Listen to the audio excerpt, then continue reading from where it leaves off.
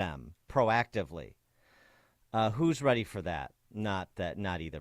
Certainly not, obviously, the Republican Party, but not the Democrats either. This is not a belief that it will improve public safety in the least. It will prevent the next mass shooter for a moment.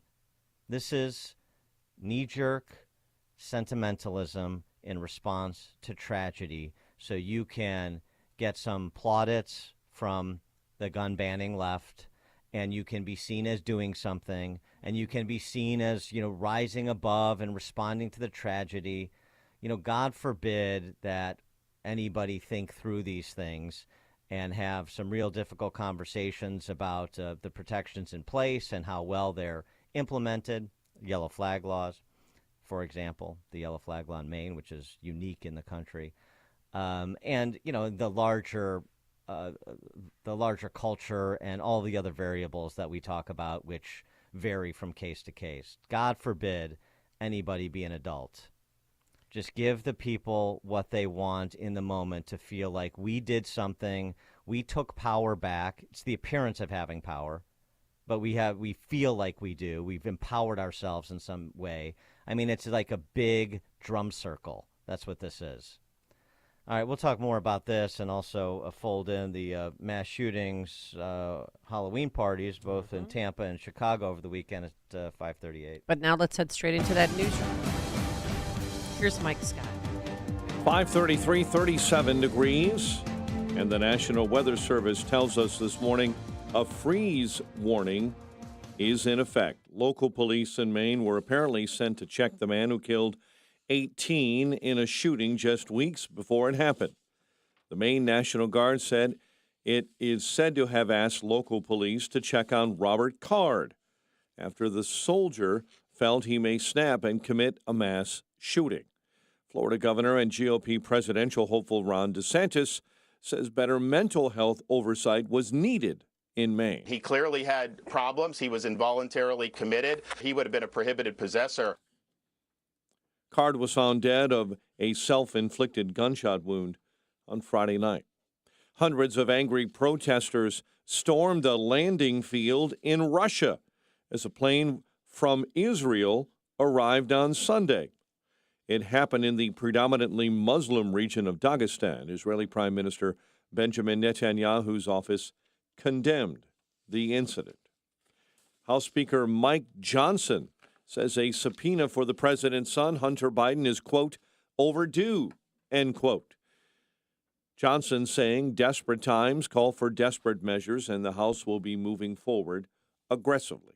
Former Vice President Mike Pence is out of the race for the White House. So after much prayer and deliberation, I have decided to suspend my campaign for president effective today. He made the surprise announcement during a speech Saturday.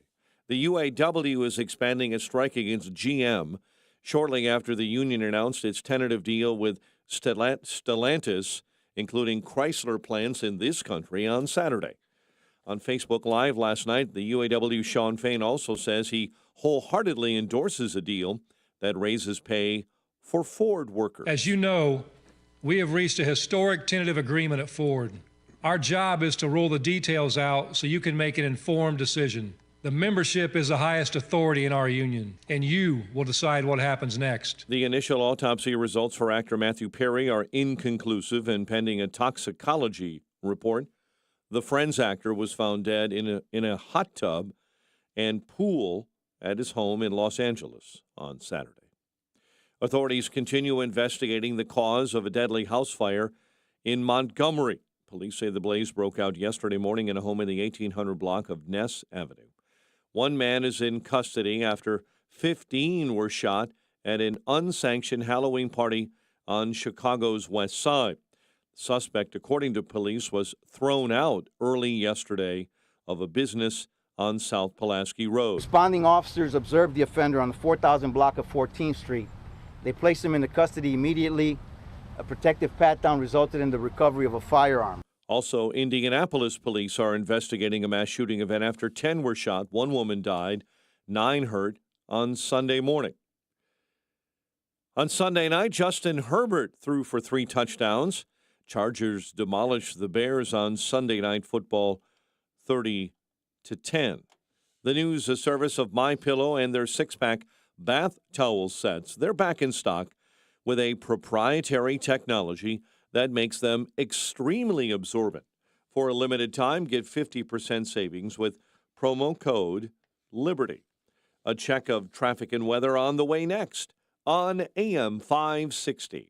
Freedom Summit Chicago tickets are now on sale. Join AM 560, The Answer, on November 11th at the Westin Chicago Northwest for Freedom Summit, featuring Rand Paul, Judge Janine Pirro from Fox News, Dan Proft, Amy Jacobson, Sean Thompson, and many more. Tickets are on sale now at freedomsummitchicago.com. That's freedomsummitchicago.com. Sponsored in part by Lil's Dietary Shop, Blue Star Security, and by Hope Wins 7.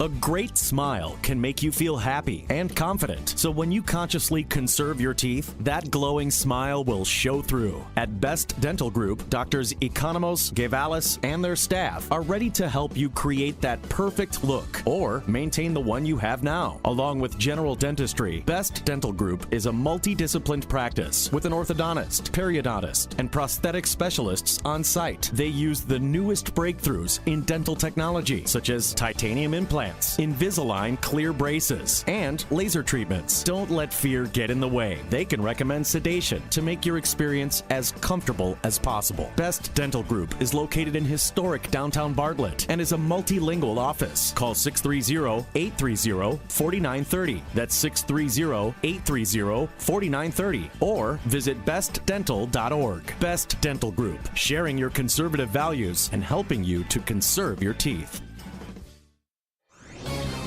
This is Carol Platt-Liebau for townhall.com. There are very few silver linings coming out of Hamas atrocities, but there's one. It's been a clarifying moment for Americans. Plenty of people, busy with families, jobs, and lives, didn't fully realize the complete disaster of our immigration system, our universities, and some of our churches. It's suddenly become clear that far too many of those who have come to our country really don't love it. It's time to start insisting on assimilation again. People have seen universities too often become a waste of time and money, toxic to their child's worldview, not a ticket to the middle and a healthy future. People have even seen some churches have condemned the Israeli response without even condemning Hamas. That's not religion. That's mushy Marxism masquerading as morality. They say the first step is realizing you have a problem. Maybe we can start to fix what we realize is broken. You're smart, you waited. Now is the best time to buy from Wilkins Mazda in Elmhurst. If you're looking for a new or pre-owned Mazda, you'll need to visit Wilkins Mazda in Elmhurst. You'll find the Mazda you want, and the price you see is the price you get. No games, no gimmicks. And right now is a great time to buy a new Mazda with limited time incentives that only come around once a year. Right now, get 0.9% financing on new select 2024 Mazda CX-5s and new 2024 Mazda CX-90s for 36 months. Or get 2.9% financing on new 2023 Mazda CX-30s. With approved credit through Mazda Financial Services for qualified buyers, plus tax, title, license, and the $347.26 dock fee. See dealer for details. And to keep your Mazda running great all year round, schedule your next service appointment right online at WilkinsMazdaCars.com. Wilkins Mazda is conveniently located in Elmhurst off York Road and 290, just minutes from Oakbrook, downtown, and Schaumburg.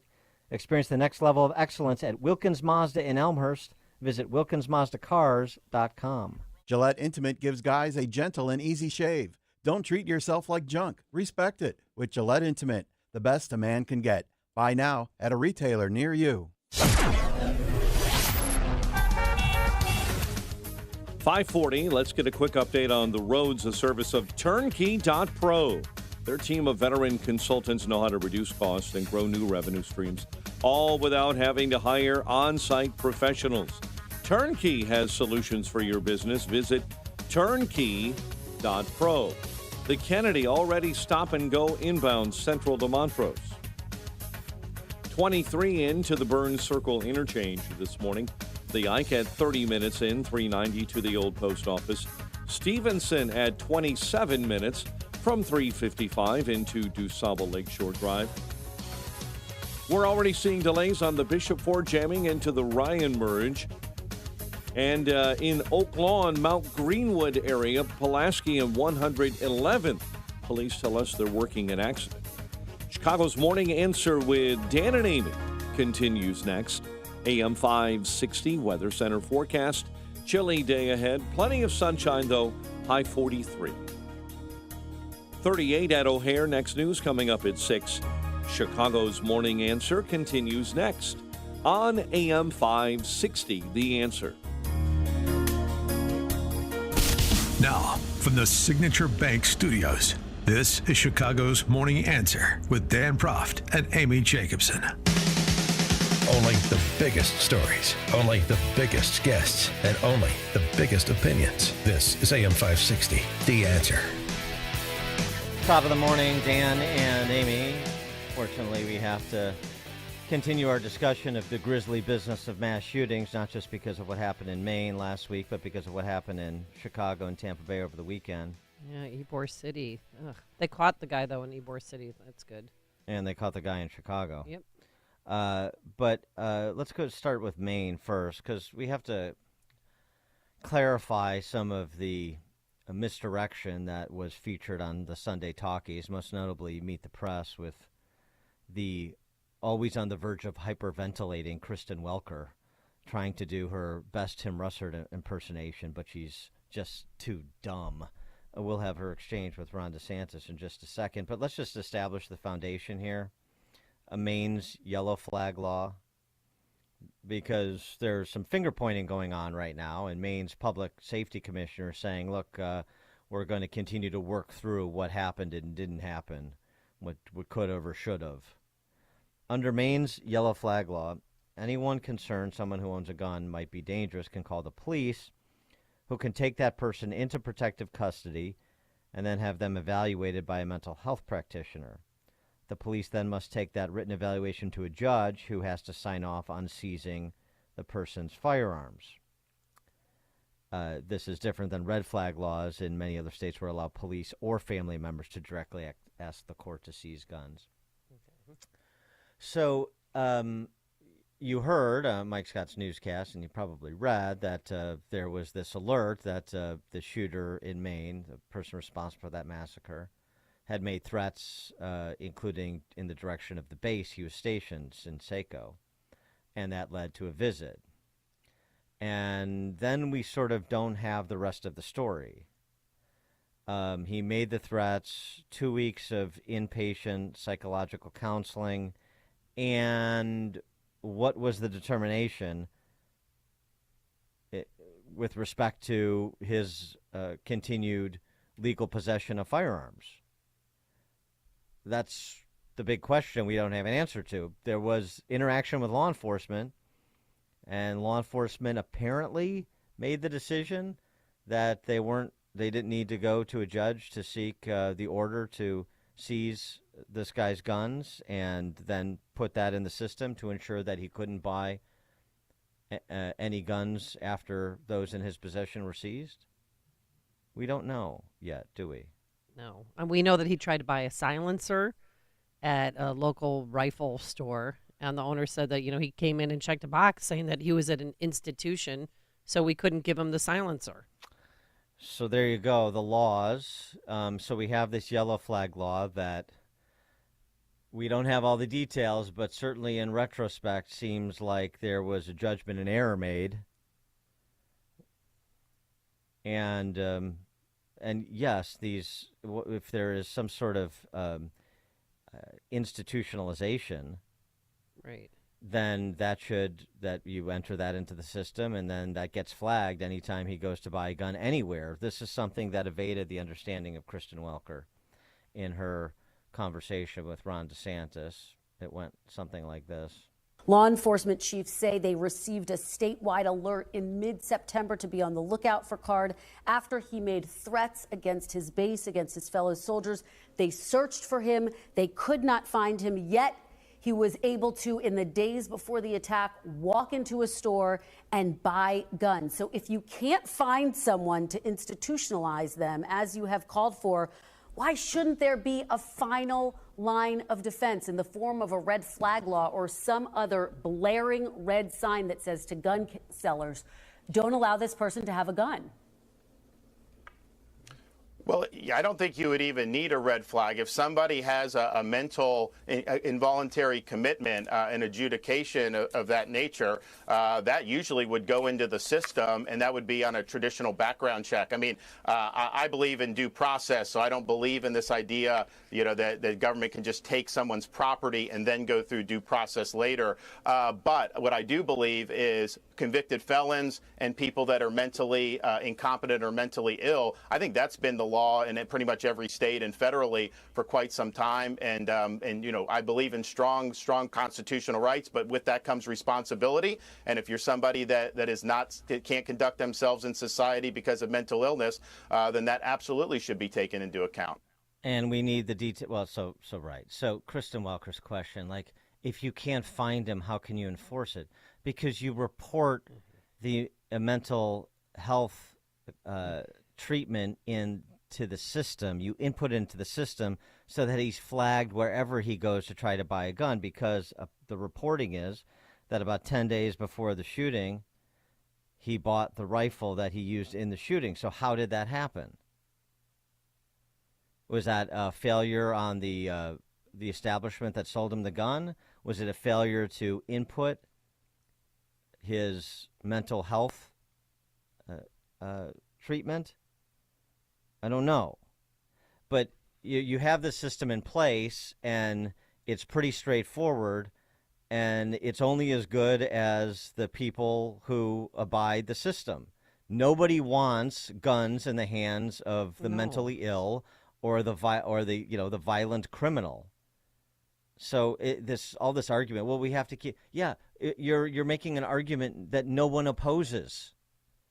The question is, how do you do it? And as DeSantis rightly pointed out, while respecting people's constitutional rights, both their Second Amendment rights and their due process rights in a situation where there is the utilization of a yellow or red flag law to remove people, to essentially suspend their Second Amendment rights. So there's still, some details that need to be filled in here. And Kristen Welker didn't help, as per usual. Philip in Blue Island, you're on Chicago's Morning Answer. Yeah, is it responsible to think, for today, to still believe that guns don't kill people, people kill people? Or the other extreme is that if they can't get a gun, they'll do it with a knife? Because I don't think that anything, Uvalde, Aurora, this thing in Maine, the thing down on Pulaski, I just don't think that if somebody just had a knife, that they could create as much damage as these shootings have. And again, it's no longer isolated, because it's happening 4 to 5 times a week somewhere in America. So something has to change. If nothing changes, nothing changes. Profound. Thanks for the call, Philip.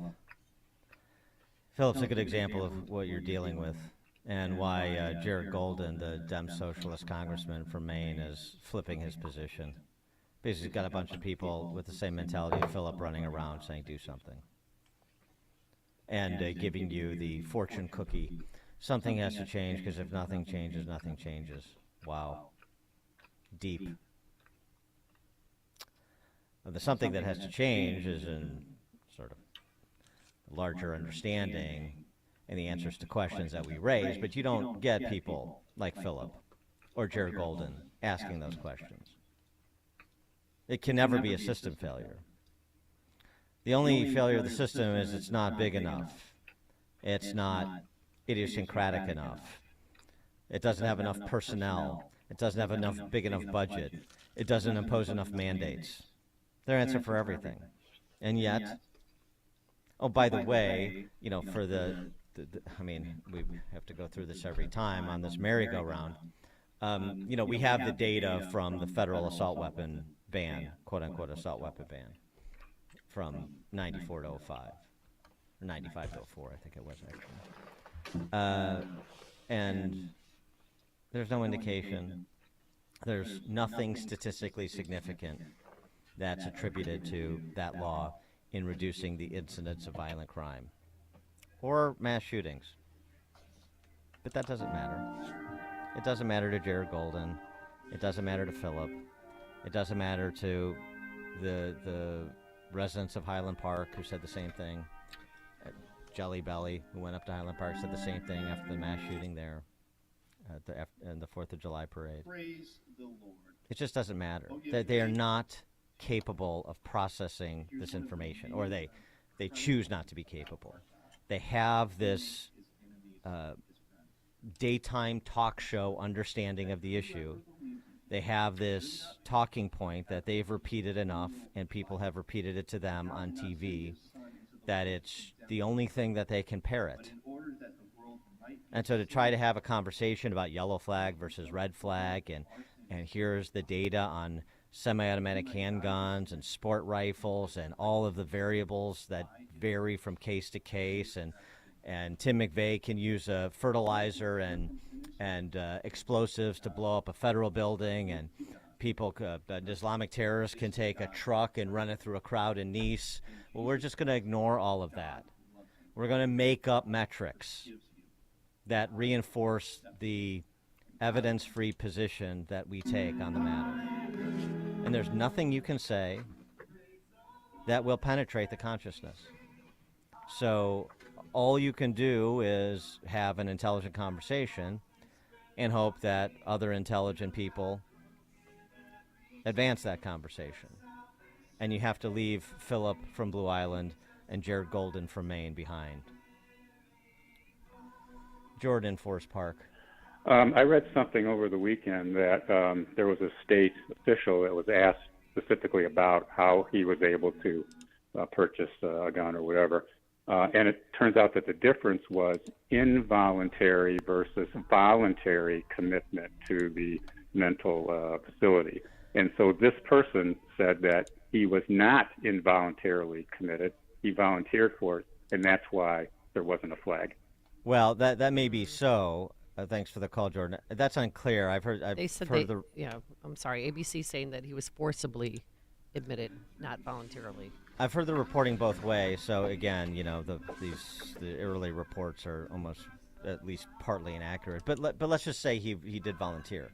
The problem you have if you're law enforcement and you're the public safety commissioner in Maine, okay, he voluntarily sought mental health treatment. His sister said he's hearing voices. He made a threat in September to in the direction of the personnel on the base which he was stationed. Law enforcement visited him. So, the combination of that, what his sister's saying, that he sought medical treatment, that there may have been a target. There's reports that it may have been an ex-girlfriend may have been a target, and that's what initiated this. Don't know. That's just some of the reporting. So take that all into consideration. And if you're in law enforcement, do you want to write a report and seek judicial approval to seize this guy's guns and make sure that's included in the system so he can't buy additional guns? That's the question. By the way, there's actually some interesting.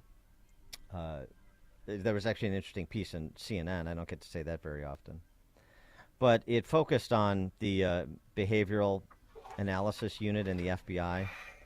That's headed up by a woman named Carrie Gibson, who's not just an FBI agent but also a psychologist.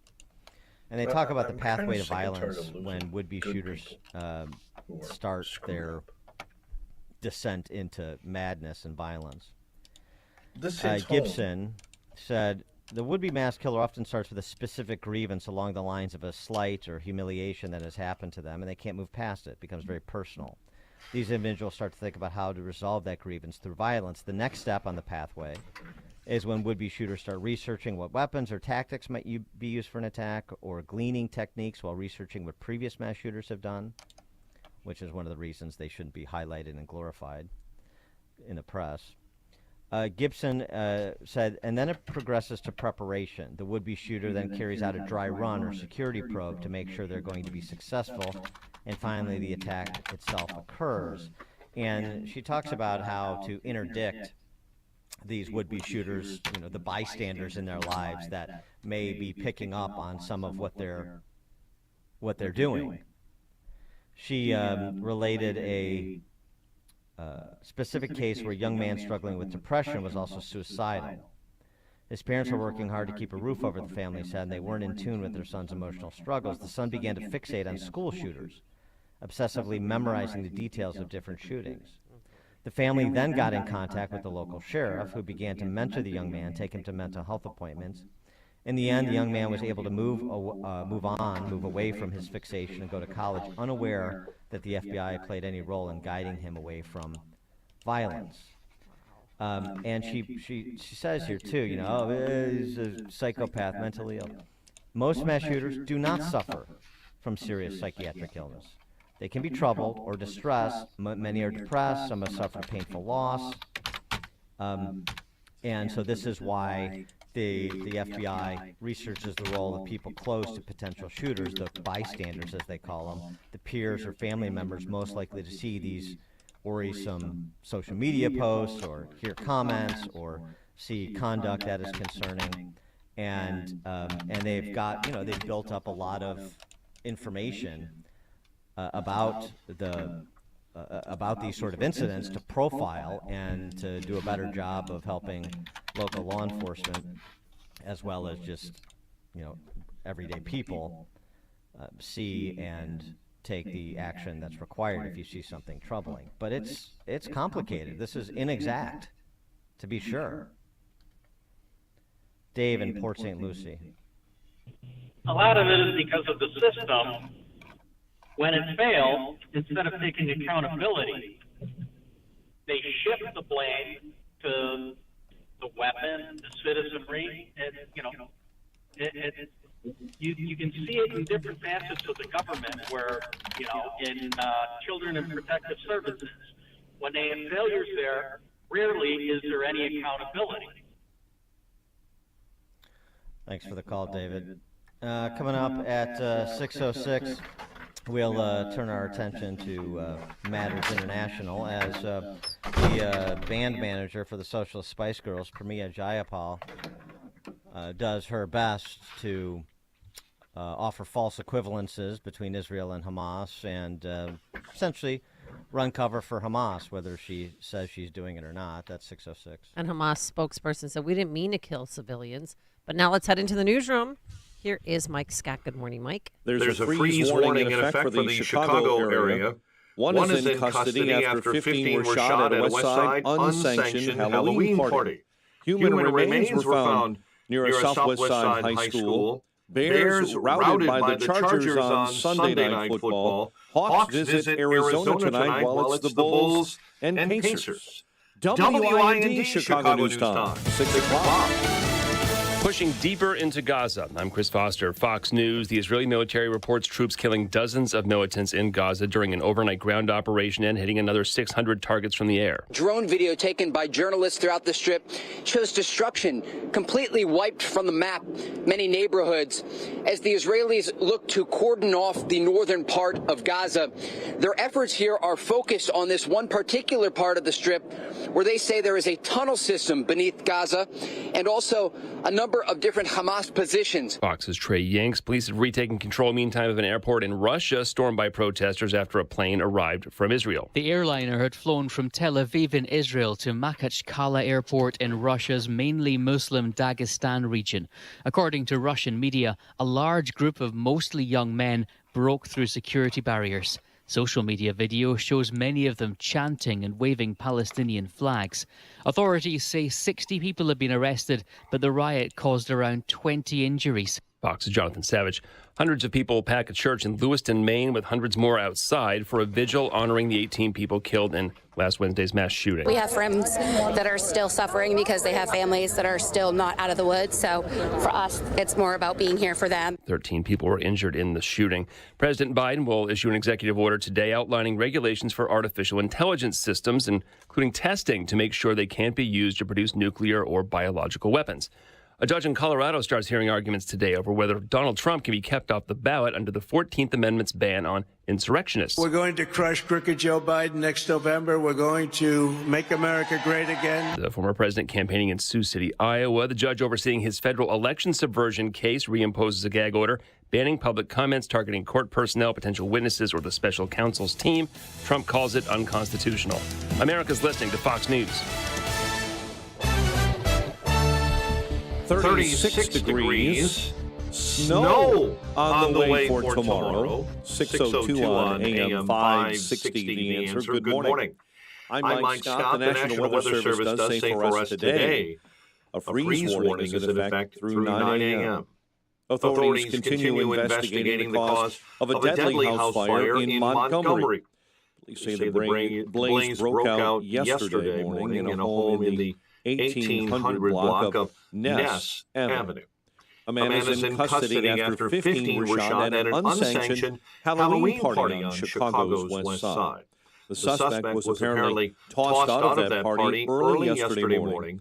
Commander William Betancourt is with Chicago Police. Victims and witnesses did relate that the suspect was ejected from the party, and he came back a few minutes later with a gun and began to shoot. The shooter was arrested a short time later. All of the victims remain hospitalized, 2 in critical condition. Ivan Capafali is with the city's Business and Consumer Affairs Department and says the business has been cited for operating without proper license. After the Chicago Police Department concludes its investigation and gives clearance, BACP and our partners will investigate. If violations are found, we do not hesitate to issue various types of enforcement actions. On Sunday night, Justin Herbert threw for 3 scores as the Chargers demolished the Bears 30-13 on Sunday Night Football. A disappointing loss. The Bears tight end Cole Kmet. You know, as a kid, these are the games you dream about playing in and nationally televised and all that stuff. So when you put that type of performance out there, you're definitely not too happy about it. In other news, this morning, an investigation continues after human remains were found in a field near a high school on Chicago's southwest side. The remains discovered Saturday night near Curie High School in the 4900 block of South Archer Avenue. And the assembly plant in Belvedere is set to reopen. The facility will welcome back thousands of Chrysler workers soon to build trucks after the UAW and Stellantis, the parent of Chrysler, reached a tentative deal over the weekend. Zach LaVine's 51 points were not enough. Bulls lost to the Pistons on Saturday. They take care of the Pistons, or the Pacers tonight, while the Blackhawks visit Arizona tonight. 6:04 in a check of traffic and weather on the way next on AM 560. Freedom Summit Chicago tickets are now on sale. Join AM 560, The Answer, on November 11th at the Westin Chicago Northwest for Freedom Summit, featuring Rand Paul, Judge Janine Pirro from Fox News, Dan Proft, Amy Jacobson, Sean Thompson, and many more. Tickets are on sale now at freedomsummitchicago.com. That's freedomsummitchicago.com. Sponsored in part by St. John's Lutheran School in Lombard, Tom Mirabali, independent insurance agent with Blue Cross and Blue Shield of Illinois, and by overheaddoorchicago.com. A storm is on the horizon, and you need to keep the lights on no matter what. Your business relies on the power being on 24/7. It's the lifeblood of your data and computer systems. Weather-related outages from the power company are not acceptable.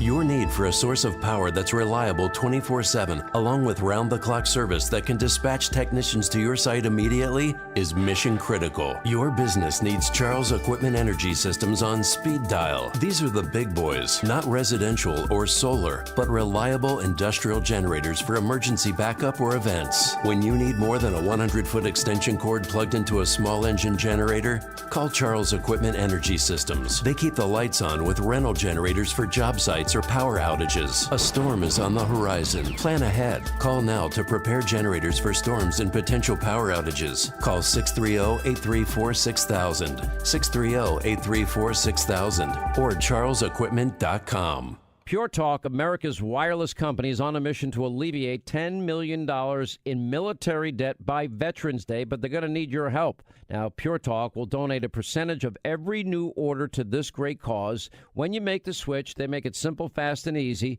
to their super fast 5G network. Talk, text, plenty of data now, only at $20 a month. Do it right now. Dial pound 250. Say the keyword save now. Make the switch to Pure Talk, and you can help a military member in need. Who is there for the families left behind when a service member or first responder dies or is catastrophically injured in the line of duty? Who helps our nation's homeless veterans? And who helps our nation keep its vow to never forget 9/11? The Tunnel to Towers Foundation. More than 95 cents of every dollar you donate to Tunnel to Towers goes to its programs. This charity keeps its word. Honor our nation's greatest heroes. Donate $11 a month to Tunnel to Towers at T2T.org. Balance of Nature's fruits and vegetables in a capsule, changing the world one life at a time. I'm Carolyn. I've been in private practice of physician's physical therapy for 35 years. And you're going to come in, but breathe. Yep, perfect. I open up at 4 a.m. and I'll go on till 10 a.m. and it's day after day. And as you can see by the equipment here, we are intensely active. People watch, they observe, and people say, Carolyn, what's your secret? And I say it's from proper diet, proper exercise, and of course through Balance of Nature. I'm 60, but since taking Balance of Nature, I feel the energy level of 27. I've been taking Balance of Nature for several years and I love it. I endorse it, I believe in it, and I would recommend it. Start your journey to better health with Balance of Nature. Go to balanceofnature.com to get 35% off your first preferred order and get this special offer by using discount code CHICAGO.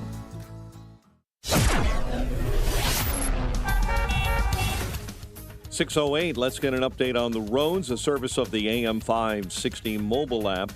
Listen to AM 560 on your smartphone or mobile device when you download the AM 560 mobile app at 560theanswer.com/mobile. Inbound Eden's already at 21 Lake Cook Road into the junction, the Kennedy a half hour, O'Hare into the Burns Circle interchange. Outbound Kennedy, accident reported between Foster and Harlem, and 32 and climbing outbound to the big airport. I-55, the ramp from northbound Joliet Road to northbound I-55 will shut down for road work today. It will reopen in 1 week. We're hearing reports of a vehicle fire in a left lane block. It's on the outbound Stevenson between Cicero and Central. Chicago's Morning Answer continues next. AM 560 Weather Center forecast with Steve Williams. A freeze warning is in effect for this morning. A sunny, chilly day. High today at 43. Clear to partly cloudy, cold tonight, low 30. And then for tomorrow, clouds, a couple of snow showers, a breezy, cold day. High tomorrow, only 39. I'm Steve Williams on AM 560, The Answer. 36 at O'Hare and 29 in Aurora. Your next news update, 6:30. Breaking news as it happens. Chicago's Morning Answer continues next on AM 560, The Answer. Now, from the Signature Bank Studios. This is Chicago's Morning Answer with Dan Proft and Amy Jacobson on AM 560, The Answer.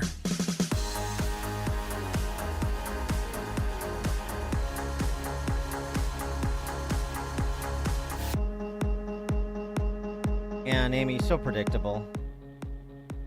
It was so predictable that it was predicted here and elsewhere, too. I think we uniquely drew the immediate parallel when it came to the rhetoric of the left after the October 7th Hamas terrorist attack to the post-9/11 rhetoric, where it was about restraining America, about making sure we're not using language that could offend Islamofascists. You know, it's not Islamism or Islamic extremism. It's violent extremism in all its forms. Of course, white supremacy being the most pernicious, even after 9/11. And so that's what we have here. Terrorist attack. Okay, Israel, let's get to a ceasefire. Yeah, it doesn't work that way. And I grew up thinking an attack on Israel is an attack on America. But people don't feel that way anymore. Some people don't, and some people do. The false equivalences, the moral equivocations, the contextualizing the terrorist attack. And just again, so this doesn't get lost, which the DC Press Corps and the Socialist Spice Girls are doing a good job trying to get people to forget. A congressman from Wisconsin who is a combat medic, Representative Derek Van Orden, he toured Israel last week, told the New York Post, "This is ISIS times 1,000. I can speak with authority. I've done multiple combat tours. People were slaughtered at a level not seen since the Holocaust. These Hamas terrorists, these savages, these beasts, they specifically targeted children. They were told to cut off people's arms and legs. It's gut-wrenching. People are trying to legitimize this. 26 years in the Navy, 22 of those as a SEAL, 5 combat deployments." Wow. Congressman Derek Van Orden. Well, to his point, let us reintroduce you to Pramila Jayapal, the band manager for the Socialist Spice Girls. I guess her euphemistic title is the chairwoman of the Progressive Caucus within the Socialist Party.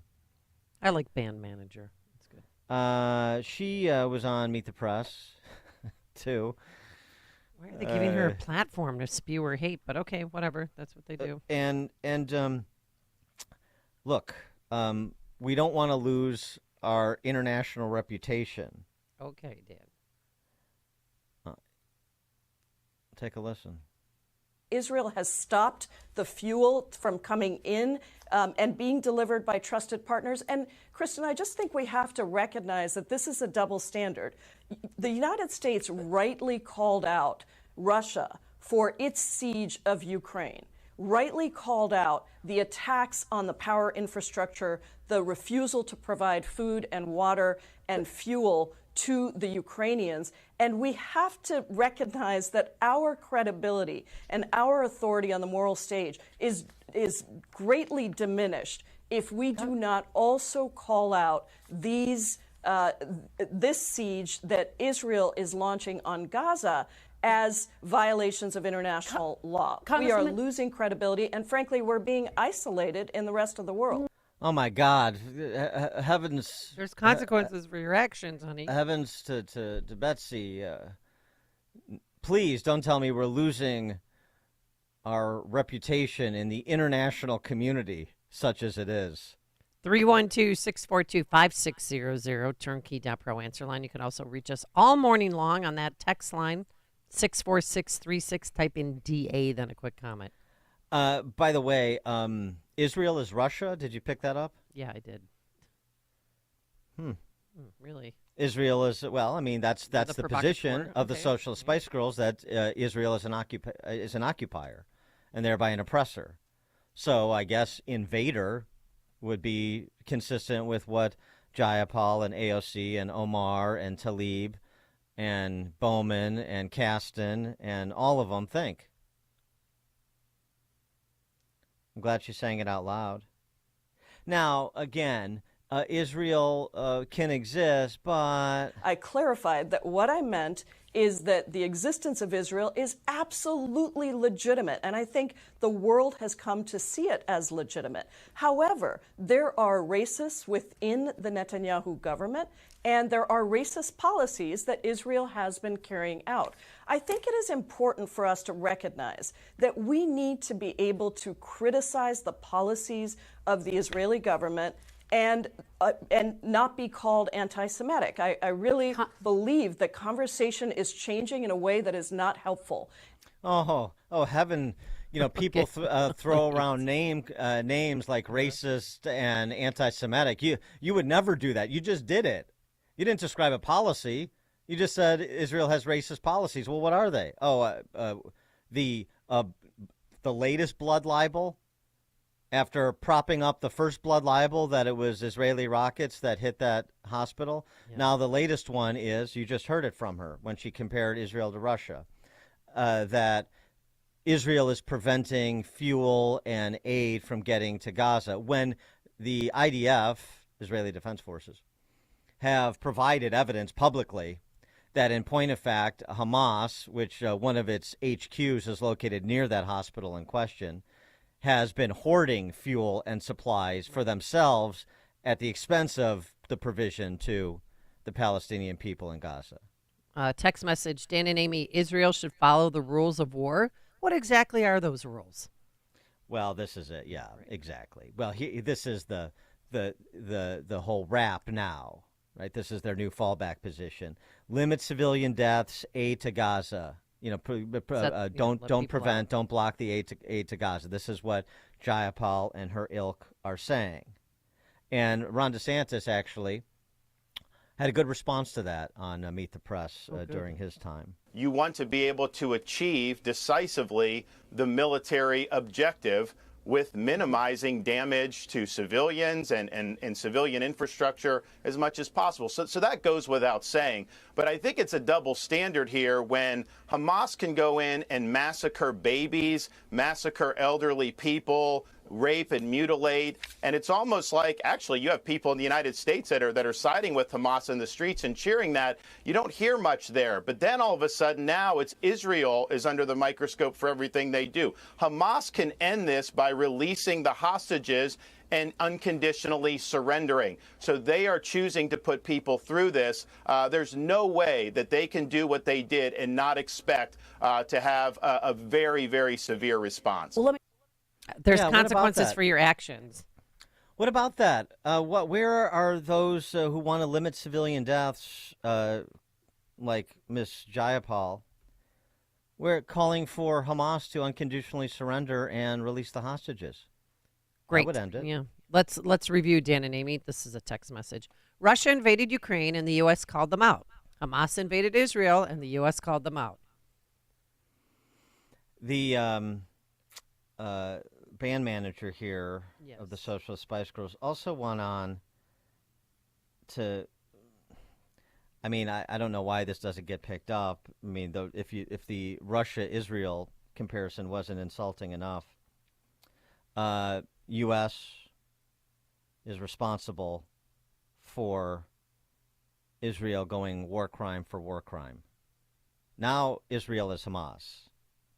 Take a listen. The United States is absolutely responsible because we also have been the largest military backer of aid to Israel. Yeah. We need to be able to question where U.S. taxpayer dollars are going and what accountability the United States has in ensuring, for example, that when the president calls for Israel to adhere to the international laws of war, that they actually are doing that. Otherwise, we are complicit in a way that almost no other country in the world is. The American people are actually quite far away from where the president and even Congress, the majority of Congress, has been on Israel and Gaza. They support the right for Israel to defend itself, to exist, but they do not support a war crime exchanged for another war crime.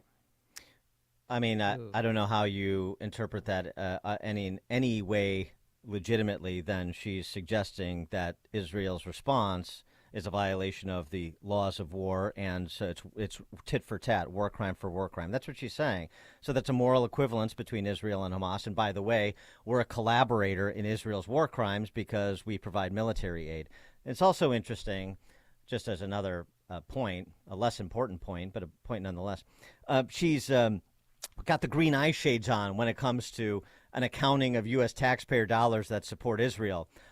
What about the hundreds of millions of dollars that the U.S. has provided to Gaza over the last decade, including under the last 2 years under this president? Would you like an accounting for that? No, that won't be necessary. I mean, those are some, I mean, they're, set at very room temperature and sort of passive aggressively, but the implication of Jayapal's statements is unmistakable. Right. I mean, she even said that, President Biden, that his support for his Arab and Muslim American voters are not going to be supporting him. Well, who cares about the electoral politics piece of this? Well, I'm just saying what she's saying about Israel and America. I know. And by the way, of course, in terms of where popular opinion is, she's completely wrong. But I mean, well, she doesn't think so. She does. She knows so. But these are professional liars, and so their purpose is to gaslight They have to justify their position, don't they? They can't say we're this insular minority where we're acting as apologists for a terrorist organization. They can't say that, not straight away. So they say it the way that Jayapal says it. Caitlin, DuPage County. Happy Monday, you two. Thank you. I could spit here now listening to that. Those clips you're playing.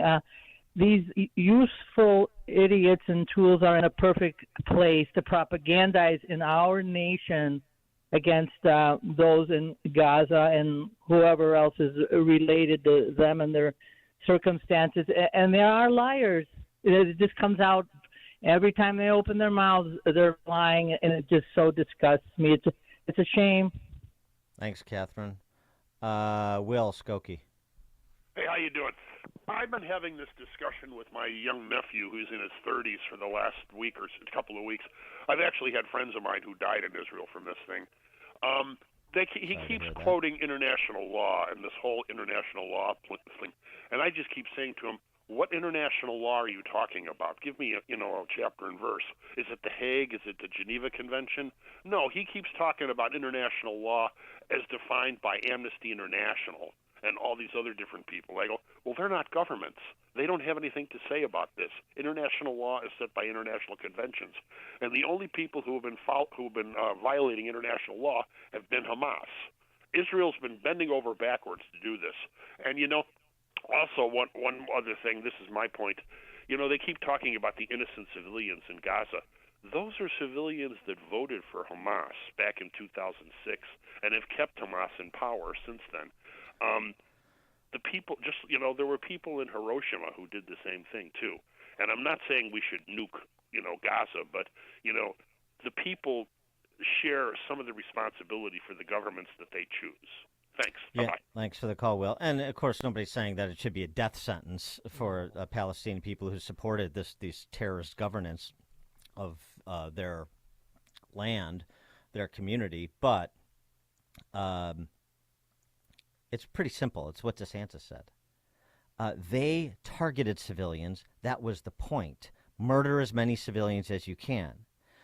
Israel is responding to try to break this network, not targeting civilians, but yes, there is going to be, this is an unfortunate sort of Orwellian word, but war is ugly, which is why you try to avoid it. Right. Collateral damage. There are going to be civilians killed when you're having to try to uproot an anthill that's been built in part with, here we go again, American money. This, a labyrinth of tunnels and infrastructure that Hamas has built with, in part, American dollars. So, and by the way, the complication of urban warfare, this nascent invasion, a ground invasion, by all accounts, and we'll talk to Steve Bucci from the Heritage Foundation at the top of the 7 o'clock hour, this is going to make Mogadishu look like a playground. So now you're talking, there are going to be a lot of Israelis, unfortunately, probably killed in this ground invasion too. That's what war is, which is why you want to be strong enough to maintain the peace if you're the leader of the free world, as America is, and back those who are similarly disposed. Dan and Amy, Chicago's Morning Answer. This is Chicago's Morning Answer. Your show keeps me alive during the week. There's nobody I'd rather listen to between 5 and 9 in the morning than you guys. On AM 560, The Answer. Building owners, property managers, and chief engineers. This one's for you. Hello, this is Bruce Diedrich with Waukegan Roofing, your professional roofer. Everything starts on top. Your investment, your building, and everything in it is protected by your roof. It needs to be in good shape. That's where we can help.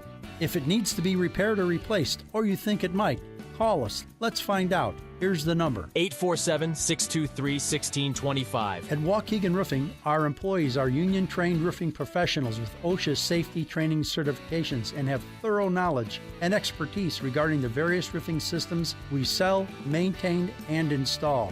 We know commercial roofing systems because that's all we do. Over 110 years of doing commercial roofs. Waukegan Roofing has the slogan, roofs you can rely on. Because you can. Here's the number to call. 847-623-1625. And get the info at waukeganroofing.com. waukeganroofing.com.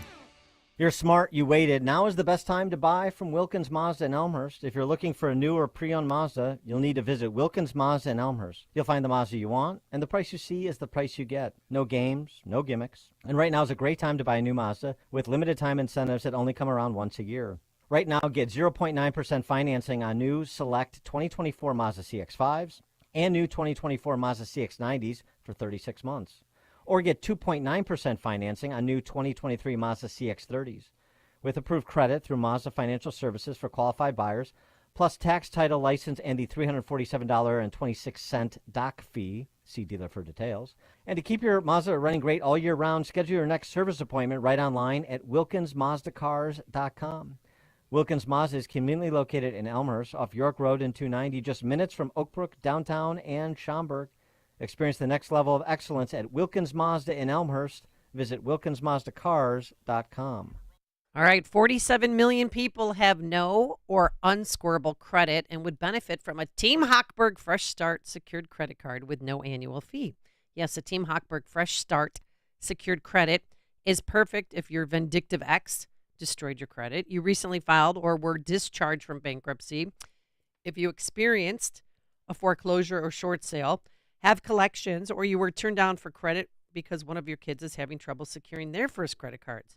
Yes, Team Hochberg partnered with Kane County Teachers Credit Union to offer the Team Hochberg Fresh Start credit card with no annual fee to help reestablish, enhance, and strengthen listeners with no damaged or challenged credit.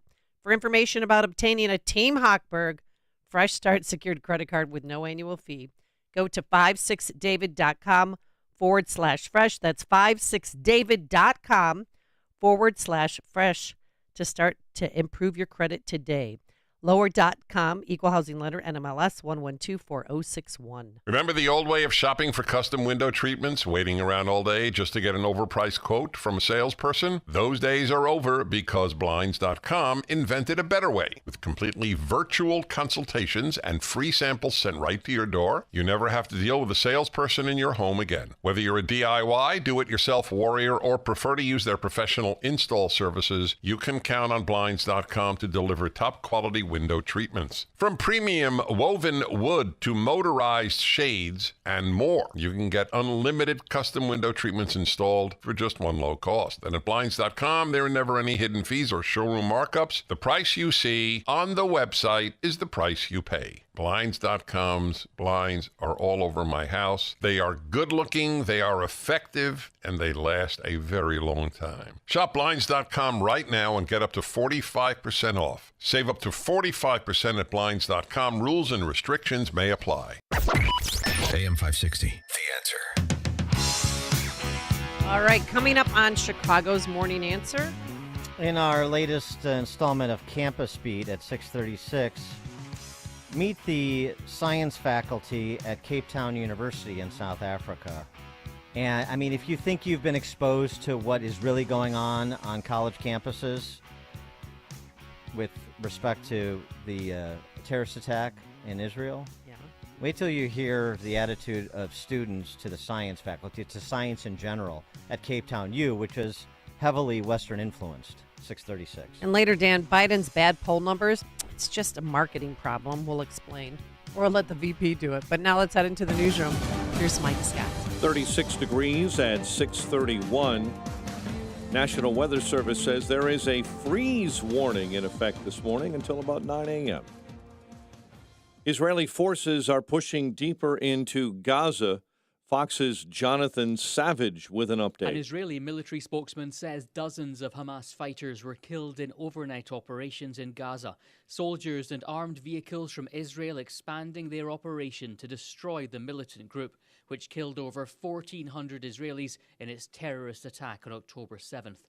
Israel's Prime Minister Benjamin Netanyahu says this is the second stage of their war, but the United Nations warns airstrikes are hitting closer to hospitals used as shelter by tens of thousands of ordinary Palestinians.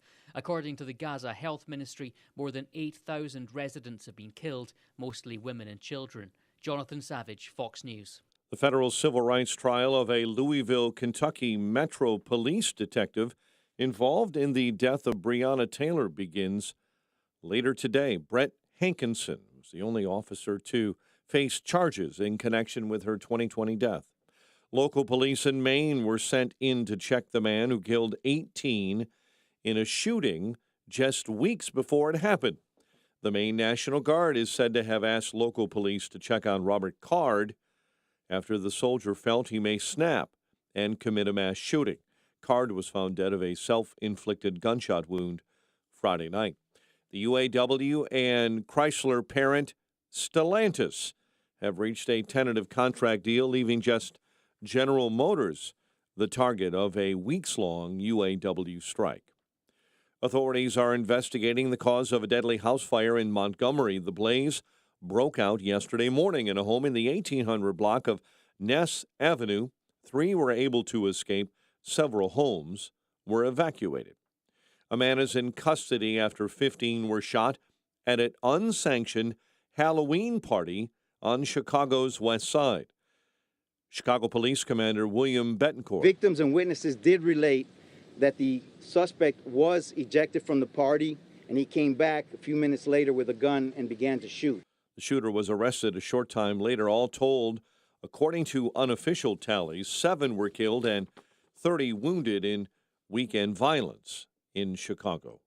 Justin Herbert threw for 298 yards and 3 scores. Chargers beat the Bears 30-10 on Sunday Night Football. You know, as a kid, these are the games you dream about playing in and nationally televised and all that stuff. So when you put that type of performance out there, you're definitely not too happy about it. Bears tight end Cole Kmet. Bears have now lost 2 of 3. They visit New Orleans on Sunday. The 1-2 Bulls visit the Pacers later on tonight, while the Blackhawks, with a big win over the weekend over Vegas, visit Arizona tonight. The news, a service of Woodland Windows and Doors in Roselle for over 52 years. Woodland has been transforming living spaces with Marvin Windows, featuring styles ranging from modern to traditional. Visit woodlandwindows.com to get started today. A check of traffic and weather on the way next on AM 560. Freedom Summit Chicago tickets are now on sale. Join AM 560, The Answer, on November 11th at the Westin Chicago Northwest for Freedom Summit, featuring Rand Paul, Judge Janine Pirro from Fox News, Dan Proft, Amy Jacobson, Sean Thompson, and many more. Tickets are on sale now at freedomsummitchicago.com. That's freedomsummitchicago.com. Sponsored in part by Automated Systems Incorporated, HealthInsuranceMentors.com, and by Illinois Concealed Carry Training. Urgent Camp Lejeune settlement message. On September 6th, the government announced it will soon begin providing fast, guaranteed settlements to Camp Lejeune Marines, families, and civilians. Awards will range between $100,000 and $550,000, with an option for higher amounts. If you or a loved one spent time at Camp Lejeune and suffered cancers of the bladder, liver, or kidneys, leukemia, non-Hodgkin's lymphoma, Parkinson's, or kidney issues, you may qualify for compensation and could be paid within 60 days after accepting your settlement, with your VA benefits fully protected. You may be entitled to a significant financial award for your Camp Lejeune claim, but you must act now. Call the James Harris Law Camp Lejeune helpline now to get the compensation you deserve. We're already fighting for thousands harmed by the water at Camp Lejeune. Call now or you may forever lose your right to be awarded a settlement between $100,000 and $550,000. For your free evaluation, call 800-299-7878. That's 800-299-7878. 800-299-7878. You know, everyone goes to bed, but not everyone goes to sleep. Like many, I have a fairly demanding schedule, right? It's important I get a great night's sleep. I want to be sharp and at my very best. Sleep is something that I used to struggle with. I had tried a number of products to help, but I began searching for a natural solution. Well, I found it from some old friends, Relief Factor. I was at the Relief Factor headquarters, and I learned all about Sleep by Relief Factor. It has been a godsend for me. With Sleep by Relief Factor, I'm finally getting the best night's sleep of my life. I wake up refreshed. I'm never groggy. I feel the difference every single day. I urge you to check out Sleep by Relief Factor. Get your first bottle of Sleep for only $19.95. You'll sleep better, feel better, and get more rest. Call 800-4-RELIEF to order now, or you can go to relieffactor.com/sleep. Call 800-4-RELIEF. That's 800-4-RELIEF, or go to relieffactor.com/sleep. If it can help me, there's a good chance it'll help you. Invest in yourself. Invest a peace of mind. Relief Factor Sleep. Make the hiring process work for you. With Indeed's end-to-end hiring solution, you can attract, interview, and hire candidates all from one place. Start at Indeed.com/credit. 6:36. Let's get an update on the roads this morning. Team Hochberg Traffic Center time, a service of Boost Infinite. Check out the amazing wireless offer from Boost Infinite. For more, just pick up the phone, dial pound 250 and say Boost Infinite, pound 250, and Boost Infinite. 50 minutes already on the inbound side of the Kennedy from O'Hare into the Burns Circle interchange. By the way, there's a new exit ramp closure on that inbound Kennedy in the construction zone. Inbound to Ohio, it's closed until Monday, November 13th. If you use the express lanes, you can still access the Ohio feeder, by the way. Kennedy on the inbound side, on the outbound side, has delays between Montrose and Kimball. And right now to the big airport, you're on the outbound side at about an hour. Much of that due to an earlier accident that gummed up the works between Montrose and Harlem. Inbound on the I-44 to the old post office. Stevenson right now at a manageable 37 into DuSable Lakeshore Drive. Outbound Stevenson, though, vehicle fire, 2 left lanes blocked between Cicero and Central. And it's an hour to the Tri-State. And right now, an hour 10 out to 355. Chicago's Morning Answer continues next. AM 560 Weather Center forecast. A chilly day ahead. A chilly week ahead. Plenty of sun today. High 43. 36 at O'Hare. Next news at 7. Chicago's Morning Answer continues next on AM 560. The Answer. Now, from the Signature Bank Studios, this is Chicago's Morning Answer with Dan Proft and Amy Jacobson. Cause they got the beat, the campus beat, the campus beat. Yeah, the campus beat. Dan and Amy, University of Cape Town. What's going on in South Africa? How does that relate to what's going on in America, Dan?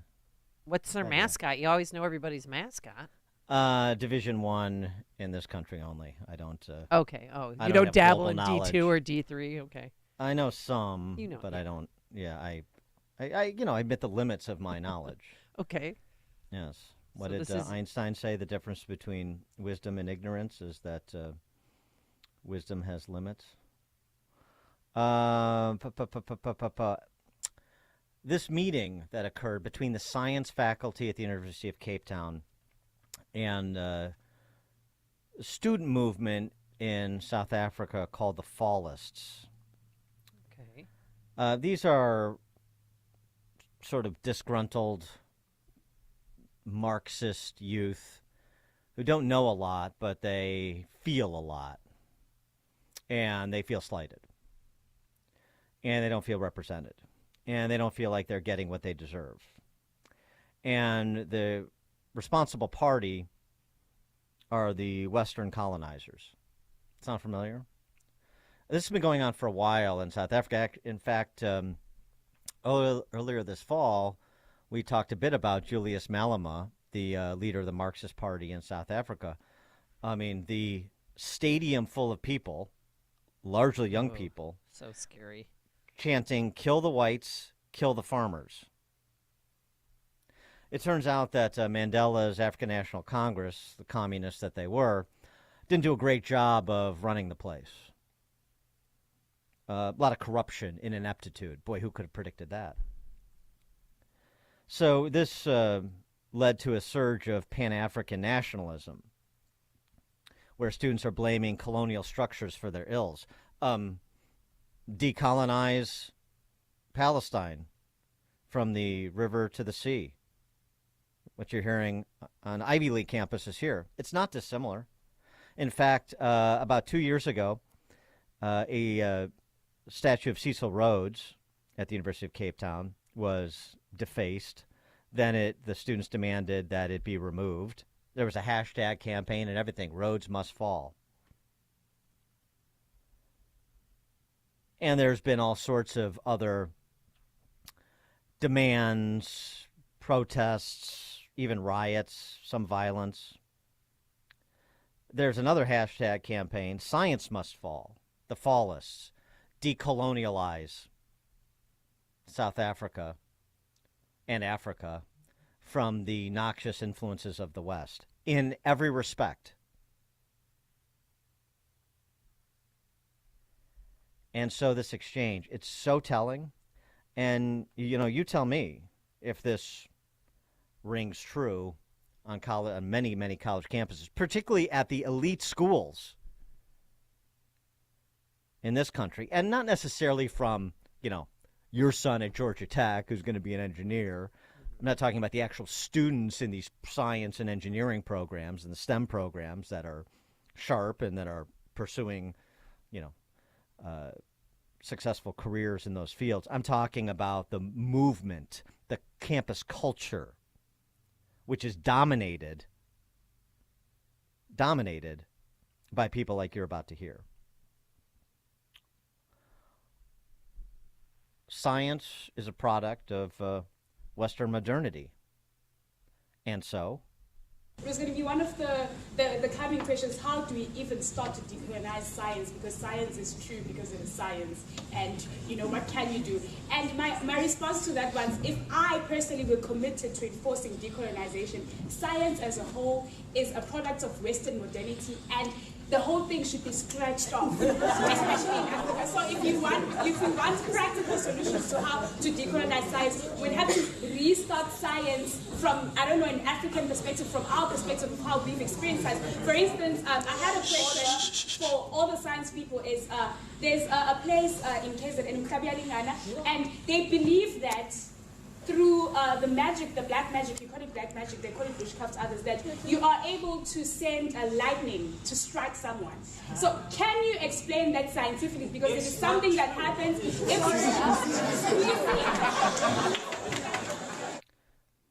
Western science, modernity, should be scratched altogether, start over, and restart science as experienced by Africans. 312-642-5600, turnkey.pro answer line. And then you hear, the black magic. There's some people believe that people can, emit lightning, like some Marvel superhero or supervillain, emit lightning. And then you heard somebody say it's not true. Well, hold everything. Now a member of the science faculty at Cape Town University intervenes. Tell me if this doesn't remind you of, say, Stanford Law School when they shouted down a sitting federal appellate court judge, and you had to have the die officer come in and emote with the students about the hurtful words they were hearing as this appellate court judge was just going through sort of basic con law. Oh, this is very hurtful, and I know this is difficult, and so on and so forth, and we may see him as a hate monger. I mean, what you're about to hear is no different than is happening at Stanford Law in this country. I need to address you directly. When we started this, we agreed on certain house rules. Okay. And by you doing that, you're disrespecting the sacredness of the space. And so I'd like to ask you to first please apologize to the panel directly. And then number two, understand the rules that we went by in this space. Because it's going to be very problematic. When we started, this is not an antagonizing space.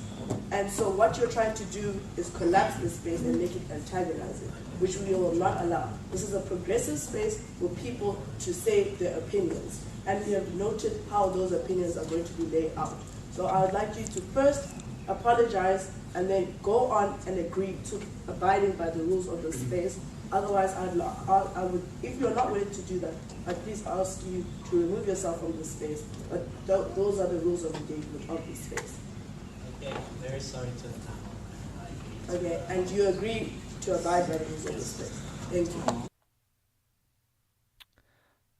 genuflect before the panel, apologize, restate your commitment to agree with the rules. I mean, a minute on this kindergarten-like instruction about their sacred space and not saying something isn't true when somebody says something as idiotic as explain scientifically how some people believe that other people can emit lightning from their hands. University of Cape Town is, I understand, one of the universities with that's enjoys more high profile status. Of course it does. So now back to the talker after she was so rudely interrupted with her foray into black magic. If you thought that was good, wait till you hear the rest of it.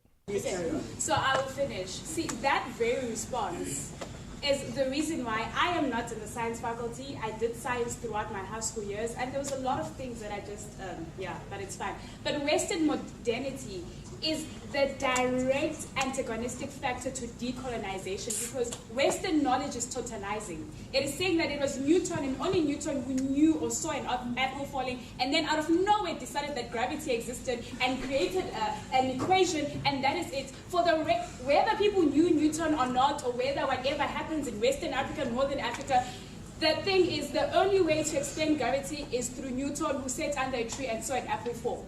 So Western modernity is the problem that decolonization directly deals with, to say that we are going to decolonize by having knowledge that is produced by us, that speaks to us, and that is able to accommodate knowledge from our perspective. So if you're saying that you disagree with her approach, it means that you are vested in the Western and Eurocentric way of understanding, which means you yourself still need to go back internally, decolonize your mind, come back and say, how can I re-look at what I've been studying all these years? Because Western knowledge is very pathetic, to say the least. I, from a decolonized perspective, believe we can do more as knowledge producers, as people who are given the ability to reason or whatever is that people say we do when we think or rationalize. So decolonizing the science would mean doing away with it entirely and starting all over again to deal with how we respond to the environment and how we understand it. Thank you.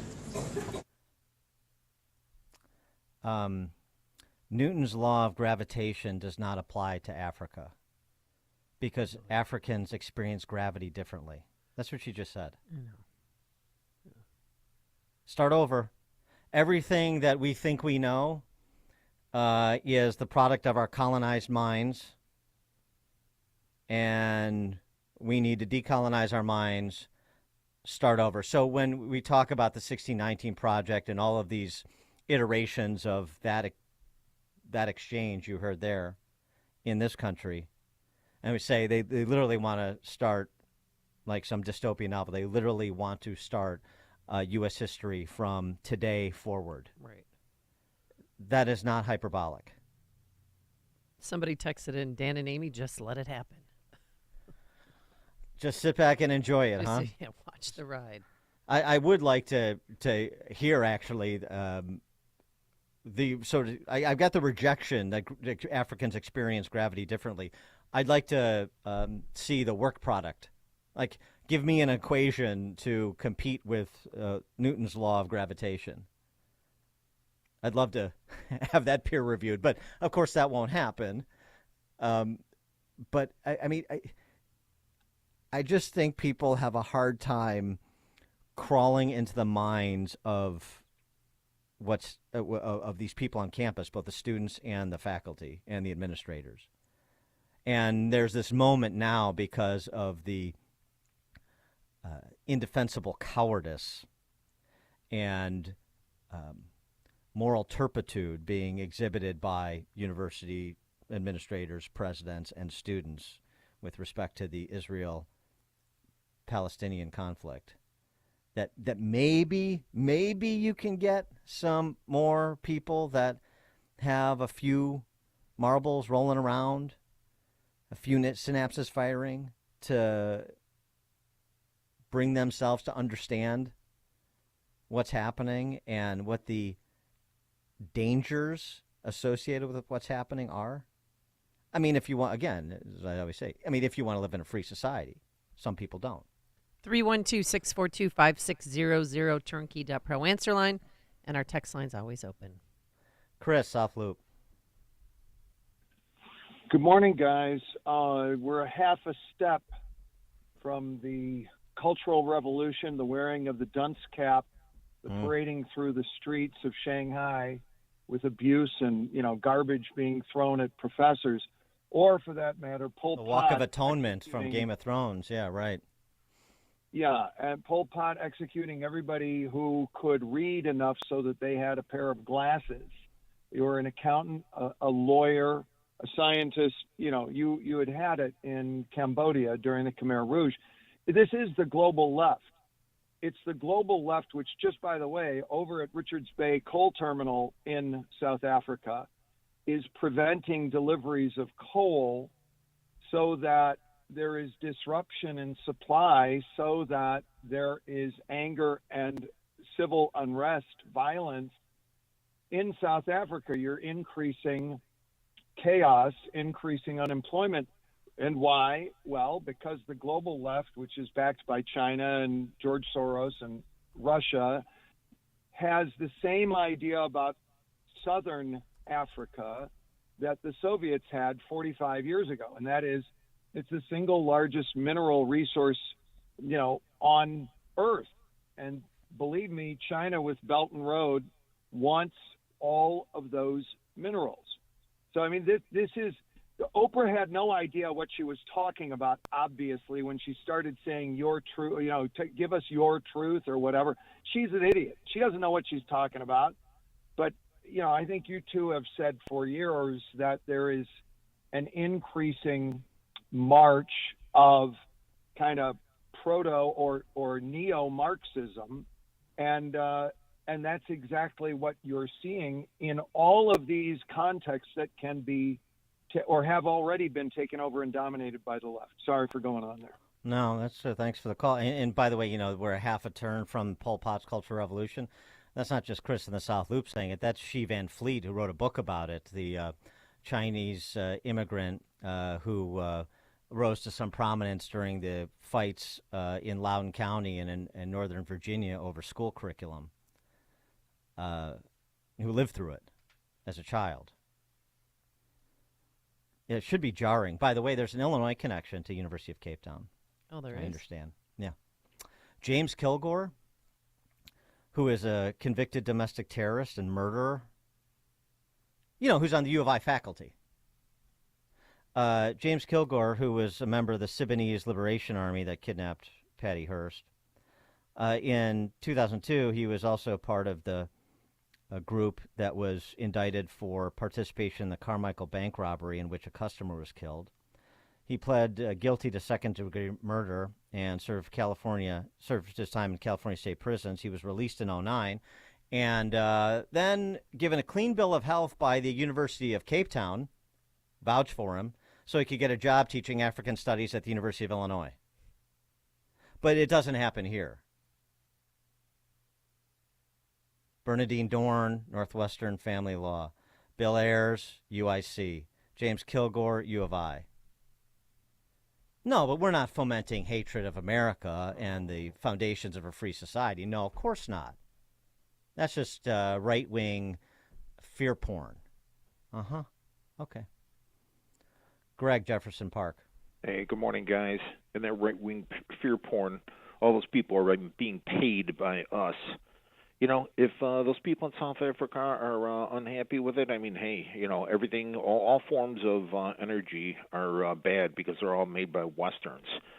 Whether it's the new stuff, solar panels, wind turbines, gas, coal, you name it, get rid of all that, keep cutting down trees and use that for fuel and see how far that gets you. This woman, she don't believe in gravity. She probably doesn't believe in force equals mass times acceleration. And when that club comes and hits her in the head, that's not really, force. That's something else that she can determine what it is. Unbelievable. You guys have a good one. Thanks, Greg. Joe, Arlington Heights. Hey, good morning. It's not just in the education system, it's pervasive. There was a story covered about some radical politician at a stadium back in maybe July or August. I think his name was Julius Malema. Yeah, right. I mentioned that. Leading the chant, "Kill the Boer," which is a reference to whites of Dutch descent and "Kill the Farmer." Mm-hmm. Tens of thousands of people were there chanting. Mm-hmm. This is terrifying. Thanks for the call. It should be. It should be. What's happening on campuses here should be terrifying. What's happening on campuses in Cape Town, University of Cape Town specifically, should be terrifying. It should be, again, if you're interested in living in a free society with the rule of law. If you're not, then I guess let's just, go full medieval and, as Thomas Sowell said, indulge the social justice warriors and all of their iterations and get to the business of killing each other. Because that's where this goes. Dan and Amy, Chicago's Morning Answer. Before you see it on TV, share it on Facebook, or read about it in the paper. Hear it here first. This is Chicago's Morning Answer on AM 560. The Answer. Homeowners experiencing low water pressure, rusty yellow water, little to no hot water, or pressure so low that showering is difficult? Honey, don't flush. I'm in the shower. These are all symptoms of clogged and corroded galvanized water pipes that are filled with gunk older than you. You should see it. It's disgusting. You drink it, brush your teeth with it, and bathe in it. Yuck. For your family's sake, repipe your home with quality PEX or copper pipes from All Affordable Plumbing. We're your local family-owned and operated repiping expert. We can repipe your home in 1 to 3 days with minimal disturbance, and we include a lifetime guarantee. And for a limited time, we're offering 12-month no-interest, no-payment financing and a free water heater. So if you have low water pressure, call for a free in-home estimate at 800-NEW-PIPE or visit allaffordable.org. That's 800-NEW-PIPE or visit allaffordable.org. If you have low water pressure, a copper repipe will get you flowing again. Call for a free estimate at 800-NEW-PIPE. That's 800-NEW-PIPE. Balance of Nature's fruits and vegetables in a capsule, changing the world one life at a time. I'm Carolyn. I've been in private practice of physicians physical therapy for 35 years. And you're going to come in, but breathe. Yep, perfect. I open up at 4 a.m. and I'll go on till 10 a.m. and it's day after day. And as you can see by the equipment here, we are intensely active. People watch, they observe, and people say, Carolyn, what's your secret? And I say it's from proper diet, proper exercise, and of course, through Balance of Nature. I'm 60, but since taking Balance of Nature, I feel the energy level of 27. I've been taking Balance of Nature for several years, and I love it. I endorse it, I believe in it, and I would recommend it. Start your journey to better health with Balance of Nature. Go to balanceofnature.com to get 35% off your first preferred order and get this special offer by using discount code CHICAGO. AM 560, The Answer. All right, coming up on Chicago's Morning Answer. We'll talk to the Heritage Foundation's Steve Bucci about funding for Israel, funding for Ukraine, and the prospects for success in Ukraine and support for Israel. That's at 7:07. But now into the newsroom we go. Here is Mike Scott. A freeze warning is up for the Chicago area. Human remains found near a Southwest Side high school and one in custody after 15 were shot at a Halloween party. WIND, Chicago News Time, 7. A love that cannot be gunned down. I'm Chris Foster, Fox News. The message from a minister in Lewiston, Maine at a vigil for the 18 people killed, 13 injured in a mass shooting last week. More people came together than could fit in Lewiston's Basilica of Saints Peter and Paul. It's been awful. It's been horrible. But hopefully we're on our way to healing. A screen was set up on the lawn to broadcast the interfaith vigil to the hundreds who could not fit inside. Katie Brace in Lewiston reporting for Fox TV affiliate Boston 25 News. The city was on lockdown for 2 days until the shooting suspect was found dead. A Jewish center at Cornell University in New York's under guard because of violent threats against the school's Jewish students on an online forum about fraternities. The Gaza Health Ministry reports more than 8,300 Palestinians killed in Israeli military strikes since Hamas terrorists launched their sneak attack on Israel. An Israeli military spokesman says dozens of Hamas fighters were killed in overnight operations in Gaza. Soldiers and armed vehicles from Israel expanding their operation to destroy the militant group, which killed over 1,400 Israelis in its terrorist attack on October 7th. Fox's Jonathan Savage. House Republicans plan to vote this week on a standalone military aid package for Israel, among other business. The first full week for new Speaker of the House, Mike Johnson, has Congress voting on 3 appropriation spending bills that fund different parts of the government. The week could also see Republicans make progress on a short-term spending bill to keep the government open past the November 17th deadline. Congressman Michael Guest from Mississippi joining many GOP members in wanting one that goes until January to give lawmakers time to negotiate. To come to some compromise on some final spending bills, and let's get those bills passed. The House bills have included spending cuts President Biden has threatened to veto. Fox's Ryan Schmelz on Capitol Hill. The Los Angeles County Coroner's Office calls Matthew Perry's cause of death inconclusive pending toxicology test. The actor was found dead at his home Saturday, 54 years old. America's listening to Fox News.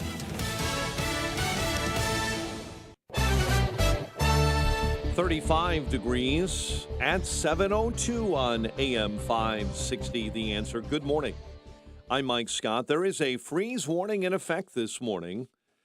Authorities are investigating the cause of a deadly house fire in Montgomery. That blaze broke out yesterday inside of a home in the 1800 block of Ness. 3 were able to escape. The victim located inside. Several other homes were evacuated. A man in custody after 15 were shot at an unsanctioned Halloween party on Chicago's west side. Police say the suspect was thrown out of a party held early yesterday at a business along the 1200 block of South Pulaski Road. Chicago Police Commander William Betancourt. Responding officers observed the offender on the 4000 block of 14th Street. They placed him into custody immediately. A protective pat-down resulted in the recovery of a firearm. The shooter was arrested a short time later. All of the victims were hospitalized. 2 remain in critical condition. All told, according to unofficial tallies, 7 were killed and 30 wounded in Chicago weekend violence. A man has been charged with murder after a woman and teen boy were shot to death in South Suburban Madison. Police say Kefron Ferguson was arrested at his home in Hammond, Indiana, following a shooting in an apartment last Thursday. An investigation is underway after human remains were found in a field near a high school on the southwest side near Curie High School in the 4900 block of South Archer Avenue. Sunday night, Chargers demolished the Bears 30-13 in Los Angeles. Tonight, Hawks visit Arizona after a big win over Vegas. The 1-2 Bulls visiting the Pacers tonight. The news service of Tom Mirabali Insurance. No matter the time of year, you can purchase a PPO health insurance plan that eliminates the mandatory maternity coverage. Get started at healthplanchicago.com. A check of traffic and weather on the way next on AM 560. Freedom Summit Chicago tickets are now on sale. Join AM 560, The Answer, on November 11th at the Westin Chicago Northwest for Freedom Summit, featuring Rand Paul, Judge Janine Pirro from Fox News, Dan Proft, Amy Jacobson, Sean Thompson, and many more. Tickets are on sale now at freedomsummitchicago.com. That's freedomsummitchicago.com. Sponsored in part by Best Dental Group of Bartlett, the Illinois Family Institute, and by Alpha Wealth Group.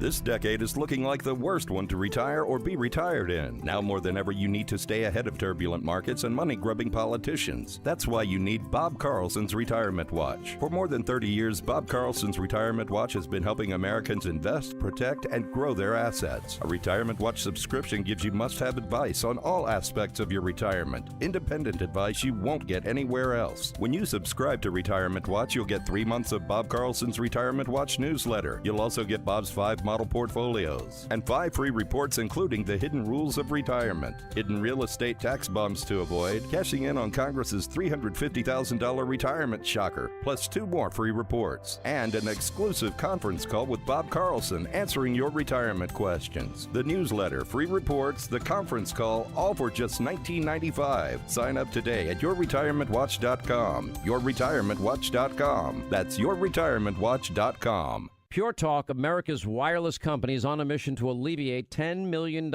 in military debt by Veterans Day, but they're going to need your help. Now, Pure Talk will donate a percentage of every new order to this great cause. When you make the switch, they make it simple, fast, and easy to their super fast 5G network. Talk, text, plenty of data now, only at $20 a month.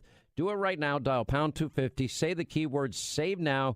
Make the switch to Pure Talk, and you can help a military member in need. Who is there for the families left behind when a service member or first responder dies or is catastrophically injured in the line of duty? Who helps our nation's homeless veterans? And who helps our nation keep its vow to never forget 9/11? The Tunnel to Towers Foundation. More than 95 cents of every dollar you donate to Tunnel to Towers goes to its programs. This charity keeps its word. Honor our nation's greatest heroes. Donate $11 a month to Tunnel to Towers at T2T.org. If your money is not earning at least 6% tax deferred, you need to call Professional Life and Casualty. They're offering a 6% APY on new funds deposited into your annuity, traditional IRA, or Roth IRA accounts. Rate subject to change. Please call to confirm. With Professional Life and Casualty, you pay no surrender charges, no administrative fees, and no withdrawal fees. Professional Life and Casualty has been providing insurance and annuity products for over 60 years. Visit plcinsurance.com. plcinsurance.com. They'll send you a free guide to tax-deferred, no-fee annuity. Earn 6% APY on annuity, traditional IRA, or Roth IRA. Pay no surrender charges, no administrative fees, and no withdrawal fees. Only from Professional Life and Casualty. Call 1-800-651-1800. That's 1-800-651-1800. 707. Worried about basement flooding? It's time to call Permaseal, 800-421-SEAL.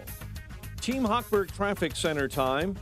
Eden's 30 minutes, Lake Cook Road to the junction. The Kennedy is an hour into the Burns Circle interchange. The Kennedy outbound now back down to 38 minutes from downtown out to the big airport. 43 from 390 into the old post office on the Ike. Stevenson right now at 48 into DuSable Lakeshore Drive. Stevenson outbound due to an earlier car fire. Really messed up outbound between Cicero and Central. Inbound Dan Ryan, 23, 95th into the Burns Circle interchange. Lake Zurich, an accident this morning. Rand Road southbound right before Route 22. Traffic, a service of Woodland Windows and Doors in Roselle. Brighten your home and make the rooms in your house look better and bigger with larger windows or patio doors. Visit woodlandwindows.com to book your consultation today. Chicago's Morning Answer with Dan and Amy continues next. AM 560 Weather Center forecast with Steve Williams. A freeze warning is in effect for this morning. A sunny, chilly day. High today at 43. Clear to partly cloudy, cold tonight, low 30. And then for tomorrow, clouds, a couple of snow showers, a breezy, cold day. High tomorrow, only 39. I'm Steve Williams on AM 560, The Answer. 34 officially at O'Hare, 26 this morning in Aurora. And your next news update is at 7:30. Chicago's Morning Answer continues next on AM 560, The Answer. Now, from the Signature Bank Studios, this is Chicago's Morning Answer with Dan Proft and Amy Jacobson on AM 560, The Answer.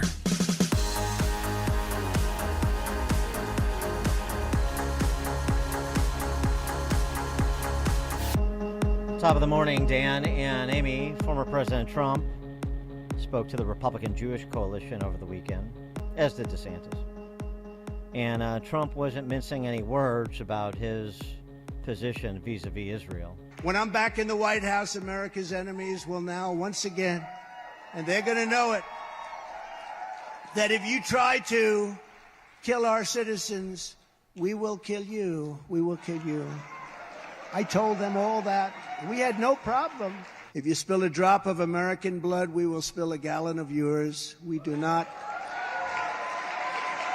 And we're doing it because we want to start peace. We're not going to start wars, but the wars have to be finished oftentimes before the peace. And if you don't do the wars, the peace doesn't happen. And if you're not going to be tough and ruthless like they are, It's not going to happen. We have to stop it. We have to end it once and for all. And I thought what DeSantis said on Meet the Press in particular that we discussed a bit earlier in the show. Sure, you want the civilian collateral damage to stop, then Hamas should unilaterally surrender and release the hostages. Why aren't we getting a call for that from the Hamas caucus in Congress, I wonder? And the Hamas caucus members at college campuses around the country, particularly the elite schools, in general assemblies like Illinois' state legislature, suburban legislators signing on to the false equivalences that are being perpetuated by, I would call that, the anti-Semitic left. And who are they flacking for, effectively?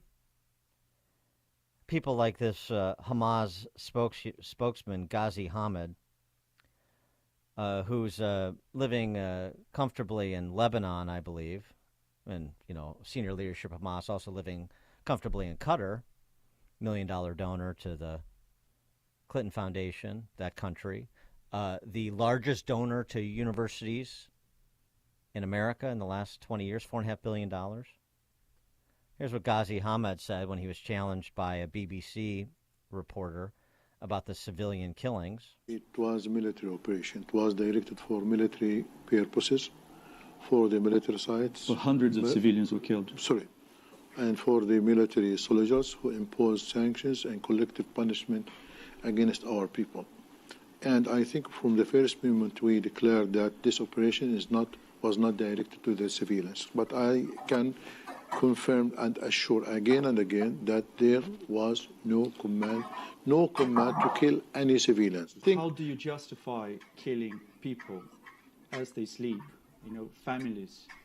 How do you justify killing hundreds of people? I want to stop this interview. I want to stop this interview.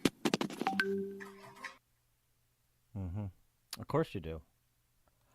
Pramil Jayapal, the band manager for the Socialist Spice Girls in the House, she didn't want to stop the interview and Meet the Press, where she was dressing up what Ghazi Hamid, the propagandizing you're hearing, dressing it up in flowery rhetoric about the U.S.'s standing in the international community and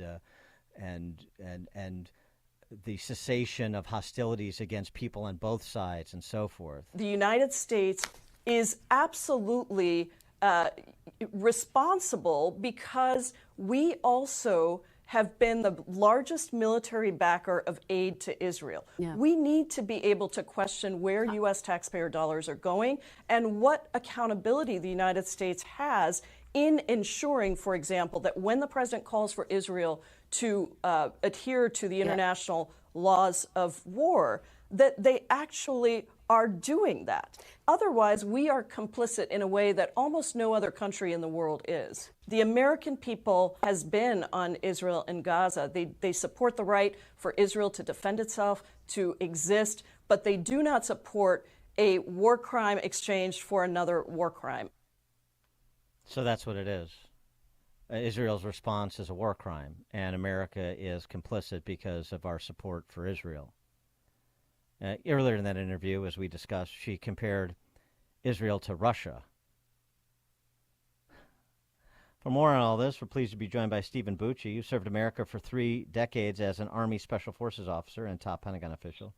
He's a visiting fellow at the Heritage Foundation's Allison Center for Foreign Policy Studies as well. Steve Bucci, thanks for joining us. Appreciate it. It's my pleasure. Thank you for having me on the show. Is Trump right? Is Jayapal right? Is the correct position somewhere in the middle? Well, it's definitely not at the extremes. However, Jayapal's opinion is kind of loony and completely divorced from reality. When either of those folks who were flacking for Hamas are saying, well, there was no civilians hurt. That's nonsense. I mean, people who have written press stories against Israel have gone in and confirmed the atrocities that Hamas committed. They have Hamas and intended to commit, by the way, and intended to commit. that they have terrorists that they captured who have admitted during interrogation, not like with wires attached to them or anything, but just sitting across the table going, "Why did you do this?" They said, "Well, that was our orders. That's what we were supposed to do." Why? Well, to create fear, to break their spirits, and then to sit there and say, "Well, you can't do a war crime to return a war crime." Well, first of all, I don't see anything that Israel's done that's a war crime. They were attacked. Their civilians were attacked, and they are responding to that. Now, there are some people around the world who don't like that. They think Israel should just take it, or better yet, Israel just disappear. But, I reference your listeners back to the original response of the world community when this thing started. And almost uniformly, the governments of the world, it at least were benign, if not, giving sympathy to Israel, saying they were the aggrieved parties. Then, once the Palestinian propaganda machine got going and they started all of these protests, which frankly, in some cases, were like 200 or 300 people. In others, in some of the European capitals, was much larger, very vocal, very prone to violence. And now everybody's going, "Oh, well, maybe we should tell Israel to stop." Okay, it's either Israel is the aggrieved party or not. But I have to tell you, I have never seen any military organization anywhere, except maybe if you consider the Wagner Group a military organization, do the kind of things that Hamas did. That was not the actions of a military. Those were terrorist actions. And in some cases, they did worse stuff than ISIS did when they were on their run. So to sit there and in any way, shape, or form defend those guys is just baffling to me. Well, and also, too, people seem to forget that 30 Americans were killed in these attacks on Israel. And also, we still have 10 Americans that are still being held hostage. And with that, do you think President Biden is doing enough to try and get those people back? I think they are doing their best to try and get those people back. You're trying to negotiate with Hamas, who are, number one, inveterate liars about everything. If you look back at the hospital attack that, they announced, "Oh, Israel did it, and they killed 300 kids." Yeah, and we'll find out, number one, Israel didn't do it. Number two, it didn't even really hit the hospital. It hit the hospital parking lot. And while there may have been some casualties because it broke out windows and apparently a roof fell in on the one of their ORs, but was there anything like 300 people killed of any sort, not just children? And the answer is absolutely not. That was a complete fabrication. But in other things, we think, Hamas is the fountain of truth. I mean, come on. The believe in those guys is ludicrous. Well, and then it just goes from one piece of propaganda to the next. Now it's Israel is preventing fuel and supplies from being delivered to Gaza. Now it's the false equivalence. This is how you just decide who's in the morally righteous position. Jayapal did it on Meet the Press. Others are doing it too. They're taking Hamas's number, but regardless, even if it were true, 8,000 Palestinians, residents of Gaza, have been killed compared to 1,400 Israelis that were killed in that terrorist attack, as if that makes the response disproportional to the atrocities that were committed. Yeah, it just, that's not the way it works. That's the way Hamas would like it to work. As you said, number one, the numbers are more than likely incredibly inflated. Number two, they have fuel in Gaza. It's all controlled by Hamas. They are not without fuel. They're just not letting any of the civilians get access to it. They have food. They have all those things that's been given to them in the past. That didn't all disappear. It's just Hamas is not letting their own civilians have it, because Hamas does not care about the welfare of the Palestinian citizens in Gaza. All they care about is causing death and destruction in Israel. And why we continue to give them platforms for that sort of nonsense, I don't understand. But, there's obviously agendas there, like the Squad, who think that, the rest of America is blind. For them to say that the majority of America really feels this way, that is also ludicrously false. The majority of America doesn't feel Hamas are the good guys here. And they can't understand why Hamas, if they love their people so much, why don't they let the hostages go and get some relief? Israel has made a decision. They are going to destroy Hamas. And Israel does more as a military to avoid civilian casualties than any military in history, including the military I was in for 30 years. And it's just to say that they are the ones causing this problem is ridiculous. What's the nature of the ground offensive? It's been described by a number of experts as sort of urban warfare that is more complicated than almost any other topography, with the anthill labyrinth of tunnels, with the booby trapping of buildings and other areas in and around Gaza, and I mean, so there was some suggestion. Actually, it was made by a son of Hamas, the son of one of the founders of Hamas, who became an Israeli intelligence asset, converted Christianity, came to America. He said, look, they should take their time, do as much intel gathering as possible, because of how dangerous that ground invasion is going to be for the Israeli soldiers, to minimize the number of soldiers killed in action. What's your assessment? That is an accurate assessment. Urban warfare is particularly dangerous under the best of conditions. In this case, you have an incredibly densely populated area. Everything is really close together.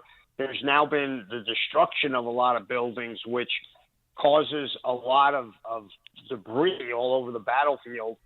Add to that the tunnel network, which we've gotten some reports from those couple of freed hostages at how incredibly complex they are.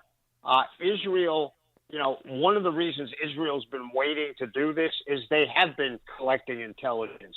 They have been gathering as much data as they can before they go in there.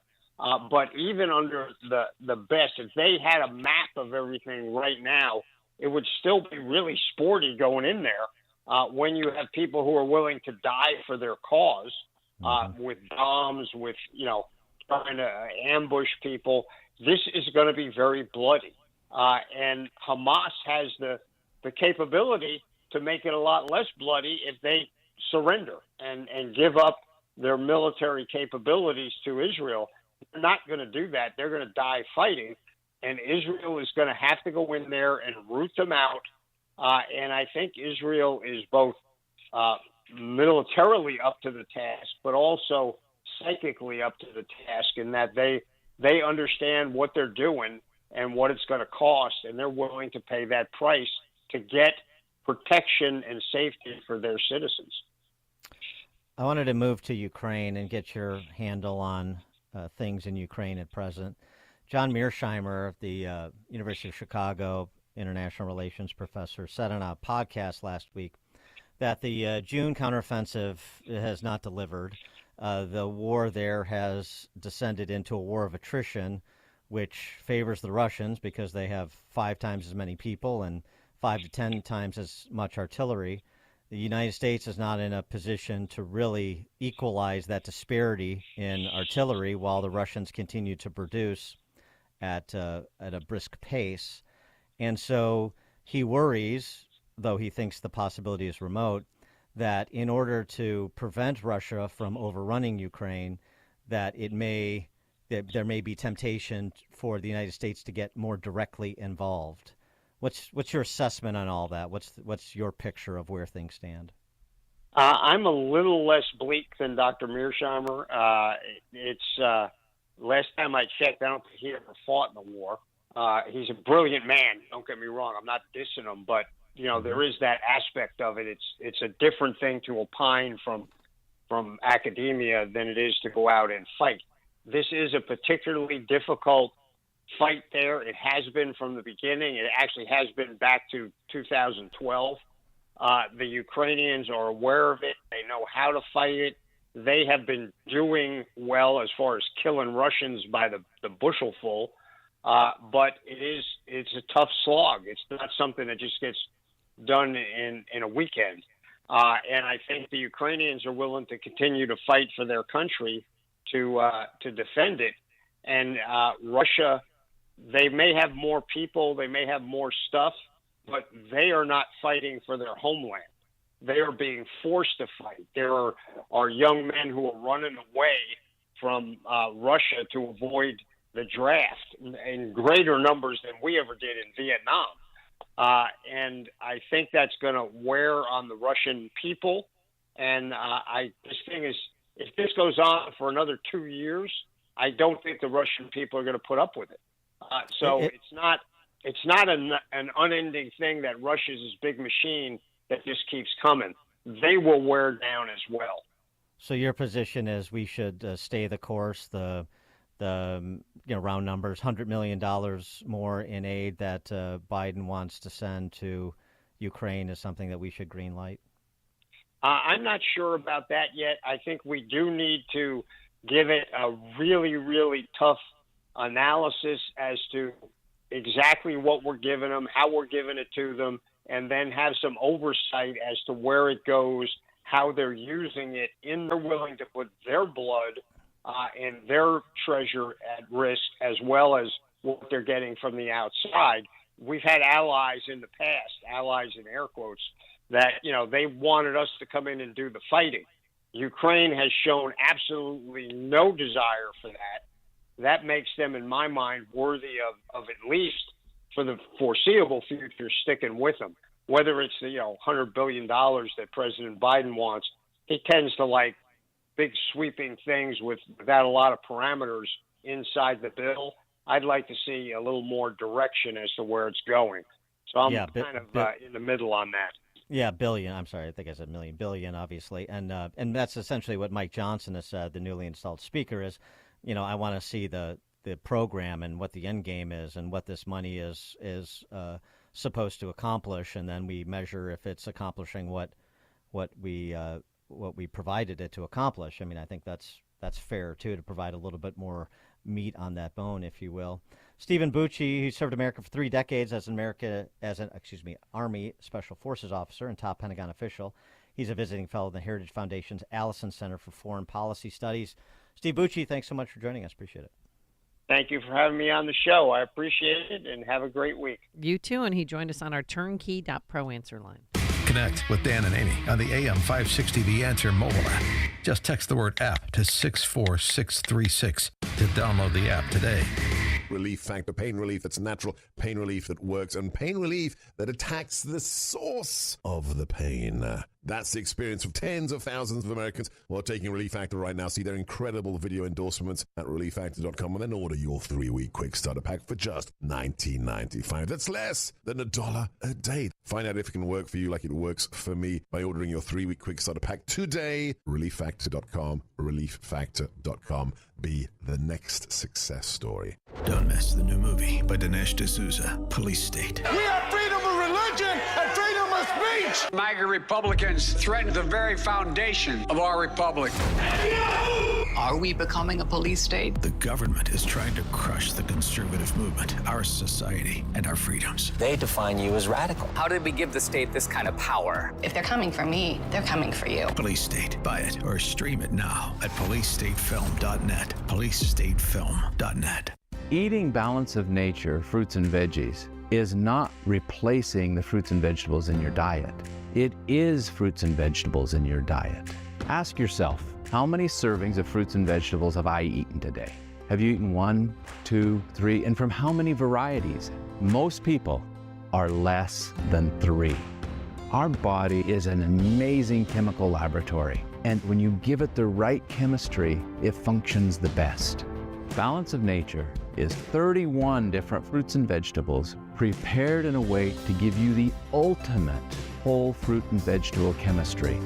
Let Balance of Nature help you supplement your fruit and vegetable intake for a lot less money and a lot less work and a much higher quality of life. Start your journey to better health with Balance of Nature. Go to balanceofnature.com to get 35% off your first preferred order and get this special offer by using discount code Prager.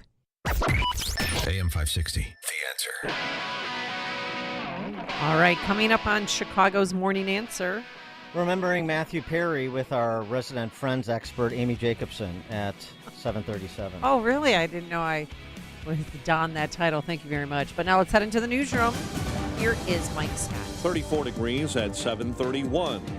National Weather Service says a freeze warning is in effect this morning.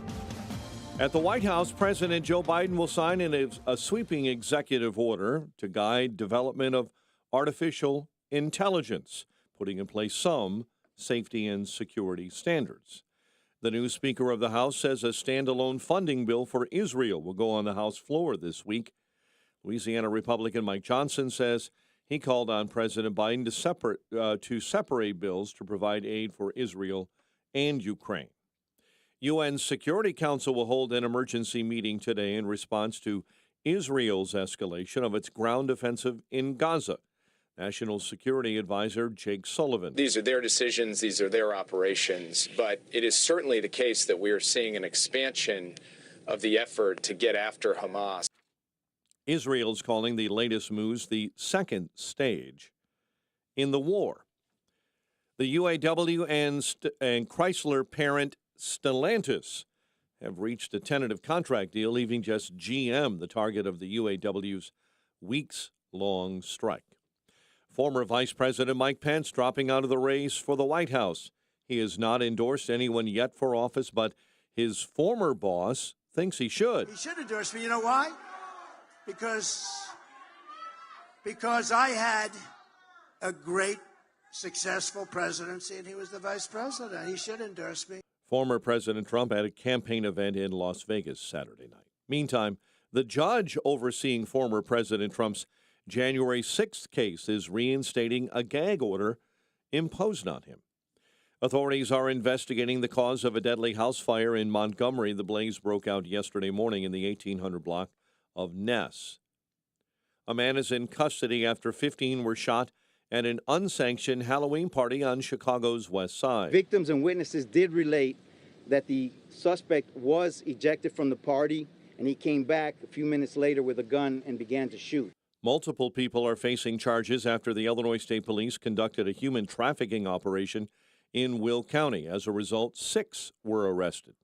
Illinois GOP legislators who are concerned with growing taxpayer costs have filed legislation they hope will put an end to the state's migrant sanctuary status. Chicago and other regions of the state have seen about 20,000 non-citizens arrive over the past 13 months, and all are facing financial crisis issues in caring for them. State Representative Noreen Hammond introduced the measure aimed at limiting the influx of illegal migrants. Yesterday, we filed House Bill 4187 to repeal the Illinois Trust Act and end our status as a sanctuary state for undocumented immigrants. Illinois is also set to pause accepting new enrollees to the Health Benefits for Immigrant Seniors program. Chicago sports. Bears took it on the chin on Sunday Night Football, losing to the Chargers 30-13. Tonight, Bulls visiting the Pacers while the Hawks visit Arizona. The news service of Wilkins Hyundai and Mazda in Elmhurst. Experience the next level of excellence at Wilkins Hyundai and Mazda, just minutes from Oak Brook, downtown in Schaumburg, in Elmhurst. View new and pre-owned inventory online at wilkinscars.com. A check of traffic and weather on the way next on AM 560.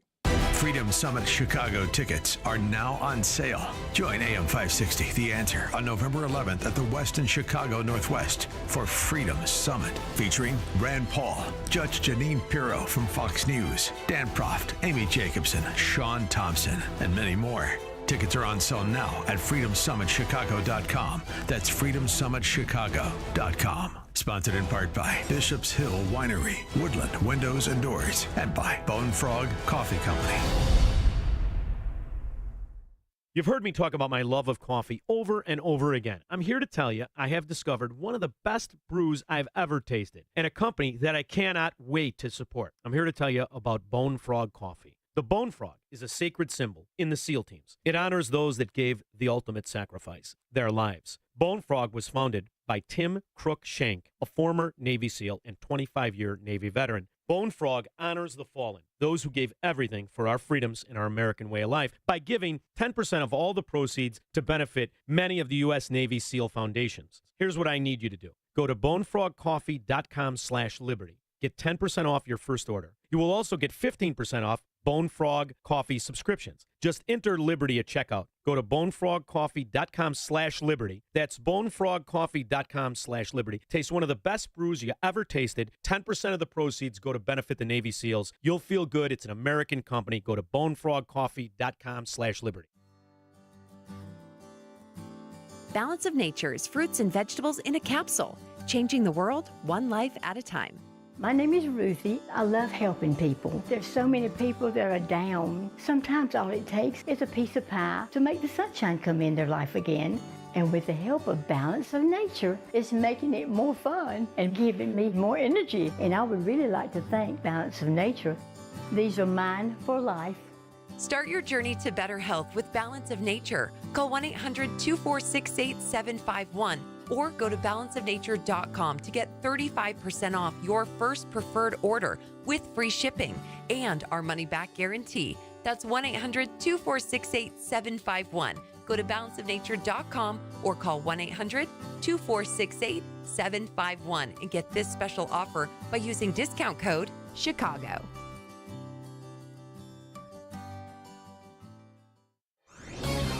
This is Carol Platt-Liebau for townhall.com. There are very few silver linings coming out of Hamas atrocities, but there's one. It's been a clarifying moment for Americans. Plenty of people, busy with families, jobs, and lives, didn't fully realize the complete disaster of our immigration system, our universities, and some of our churches. It's suddenly become clear that far too many of those who have come to our country really don't love it. It's time to start insisting on assimilation again. People have seen universities too often become a waste of time and money, toxic to their child's worldview, not a ticket to the middle and a healthy future. People have even seen some churches have condemned the Israeli response without even condemning Hamas. That's not religion. That's mushy Marxism masquerading as morality. They say the first step is realizing you have a problem. Maybe we can start to fix what we realize is broken. Exergen thermometers are a top choice of medical professionals at highly ranked hospitals across the U.S. Accuracy matters, so make Exergen the chosen thermometer for your home and family. 7:39. Let's get an update on the roads, a service of Turnkey.pro. With decades of C-suite experience, Turnkey knows small business. Their team of veteran consultants knows how to reduce costs and grow new revenue streams, all without having to hire on-site professionals. Turnkey has solutions for your business. Visit turnkey.pro. Eden's at 40 minutes this Monday, Lake Cook Road into the junction. The Kennedy at an hour 18 from O'Hare into the Burns Circle interchange. The Ike inbound right now from Manheim into the old post office is 44 minutes. Stevenson, it's an hour from 355 into DuSable Lakeshore Drive. And the Dan Ryan, 34 minutes, 95th, into the Burns Circle interchange. Chicago's Morning Answer continues next. AM 560 Weather Center forecast. A chilly day ahead, plenty of sun, high 43. Currently 34. Next news at 8. Chicago's Morning Answer continues next on AM 560, The Answer. Now, from the Signature Bank Studios, this is Chicago's Morning Answer with Dan Proft. Of Matthew Perry does have some larger implications than Hollywood and celebrity, particularly as it relates to addiction. I mean, that's really was his cause of death, was addiction. And interestingly, it started, I mean, just in terms of almost a lifelong battle with addiction, at least from being an early adult. I was reading a jet ski accident in 97, and recovering from that jet ski accident, he got hooked on Vicodin. Ooh. And he was taking, at one point, as many as 53 Vicodin a day. I know. And he was, Diane Sawyer did a sit-down with him about his new book and about addiction, and he was watching, because they had 10 seasons of Friends, and he'd watch video. He goes, oh, I was addicted to alcohol in that season. Oh, this one I was on taking 55 Vicodin a day. This time I was on cocaine. And it was just like he could name the drug he was taking during each season. Well, and he almost died a couple of years back. He went into a coma. His colon burst. He went into a coma. The doctors gave him a very slim chance of living. And then, thankfully he recovered. But, I mean, the pictures that are making their way around from him after having lunch with a friend to him playing pickleball, yeah. I mean, he looked like hell. And he actually predicted that, that addiction would claim his life. But in this, the combination of big pharma, the synthetic drugs that come over the border because we're not serious about border security, in part, these are issues that are all sort of tied into deaths of addiction, which Matthew Perry suffered, the overprescription of opioids. I mean, we have this Wexler case pending before the Supreme Court this term in terms of the bankruptcy protection, the settlement with DOJ, and whether that insulates the Wexler family personally. And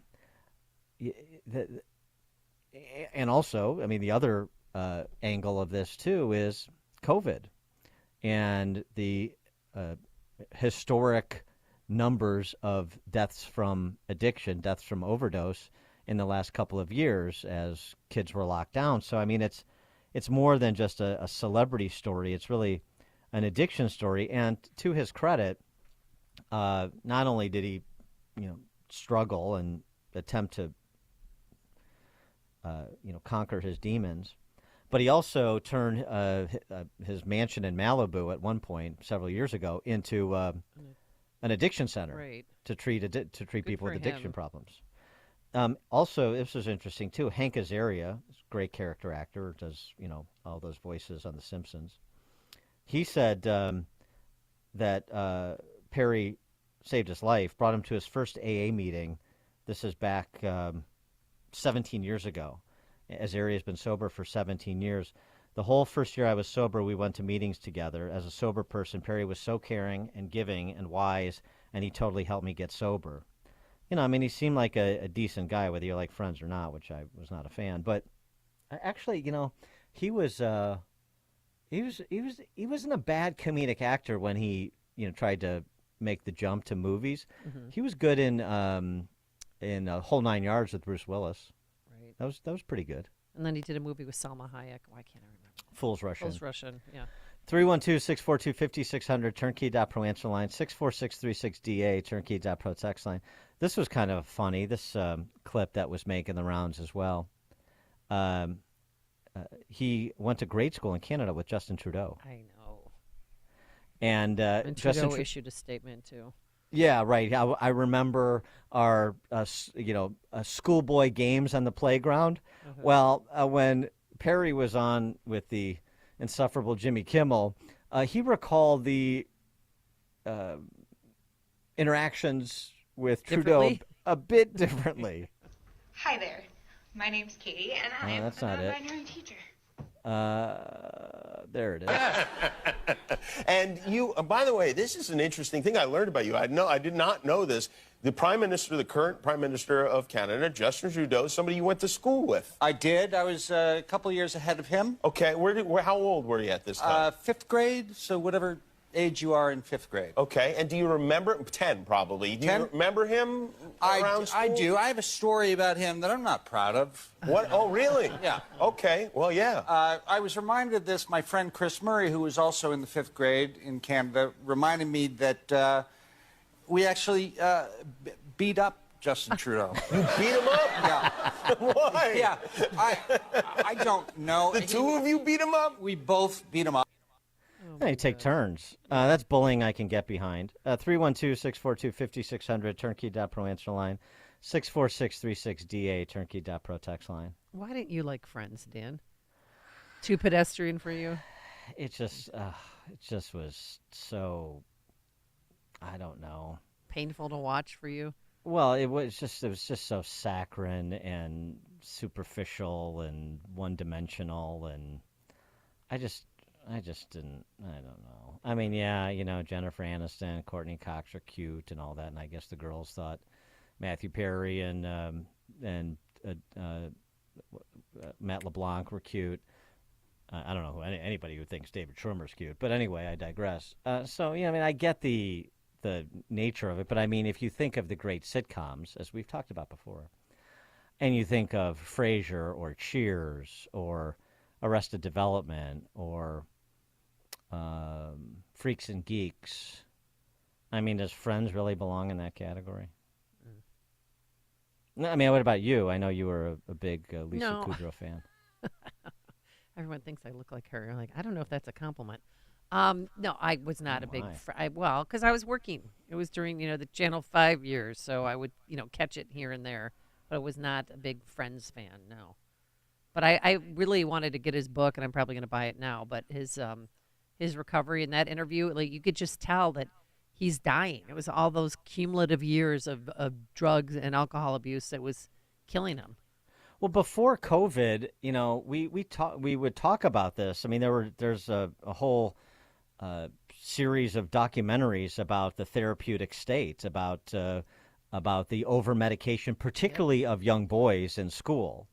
That any sort of rambunctiousness means get the kid on Ritalin or some other drug to control basically the youthful exuberance of boys in many cases, not all, but many.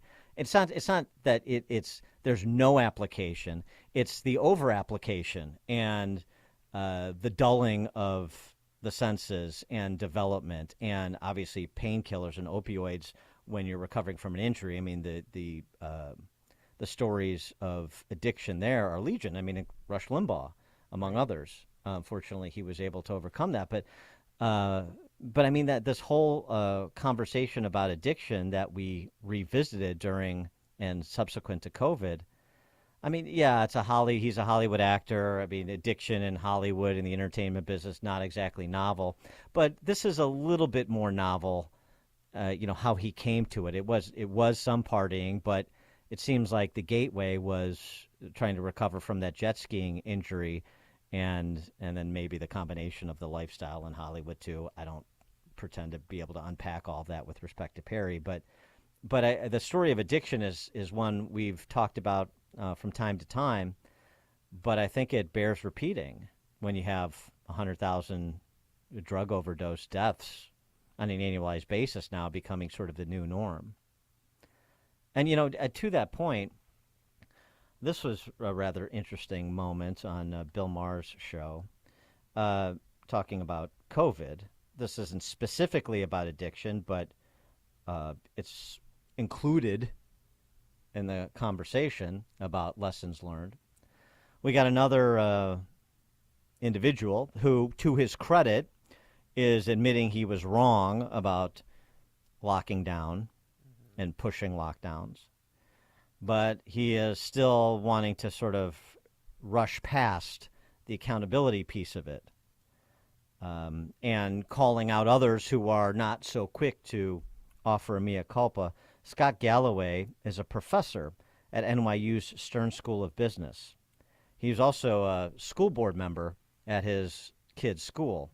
Here's what he said on Maher. Well, I was on the board of my kid's school during COVID. I wanted a harsher lockdown policy, and in retrospect, I was wrong. The damage to kids of keeping them out of school longer was greater than the risks. But here's the bottom line. Myself, our great people, the CDC, I'd like to think the governor, we were all operating with imperfect information, and we were doing our best. So let's learn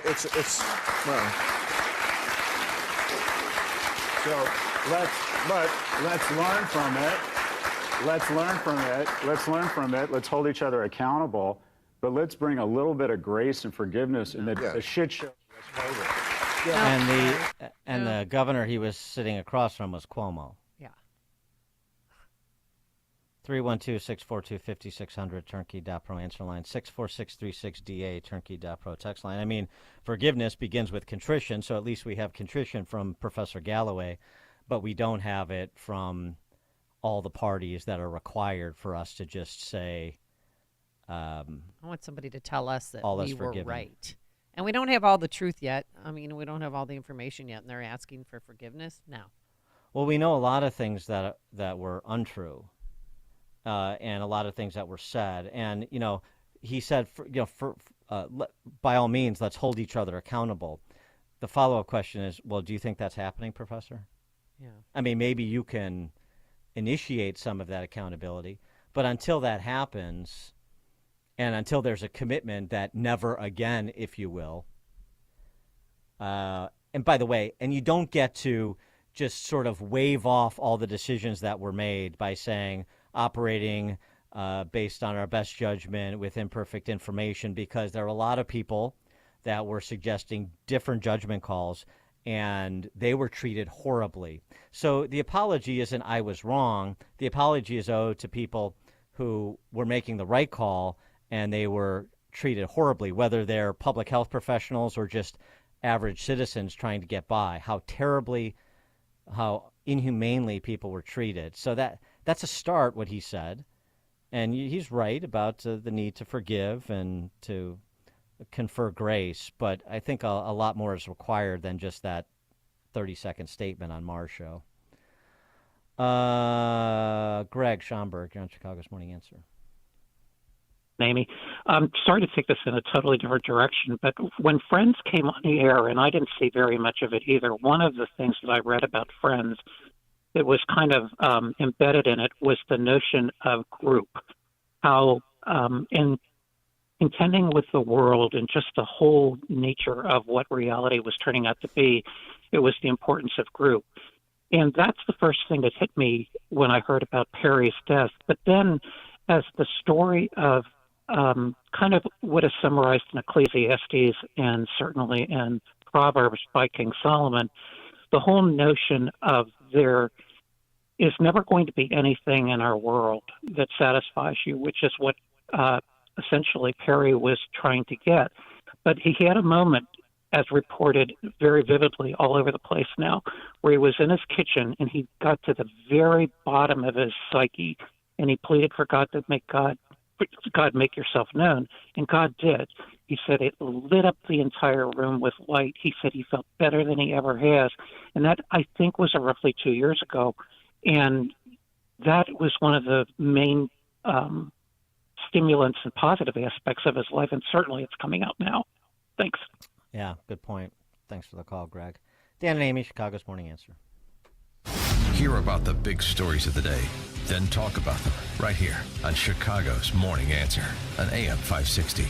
The Answer. If you're self-employed and purchase your own health insurance, I have some great news. From now until January 15th, the health insurance exchanges are open again. And even if you've never qualified for a health insurance subsidy before, you most likely will now. The American Rescue Plan expanded subsidy eligibility to millions of Americans who have never qualified before, even to those with high income levels.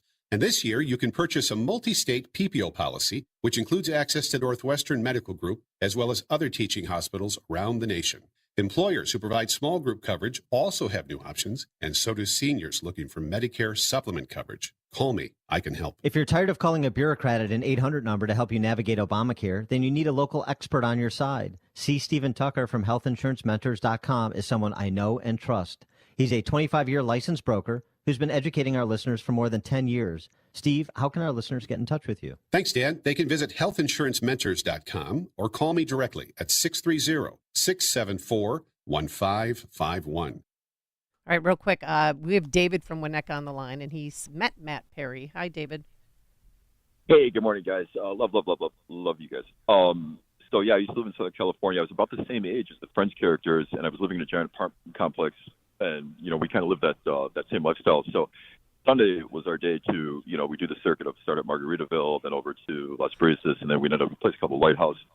It was always wall-to-wall, you know, I mean, shoulder to shoulder. And somebody kept bumping into me, so I turned around to object, and it was Matt Perry.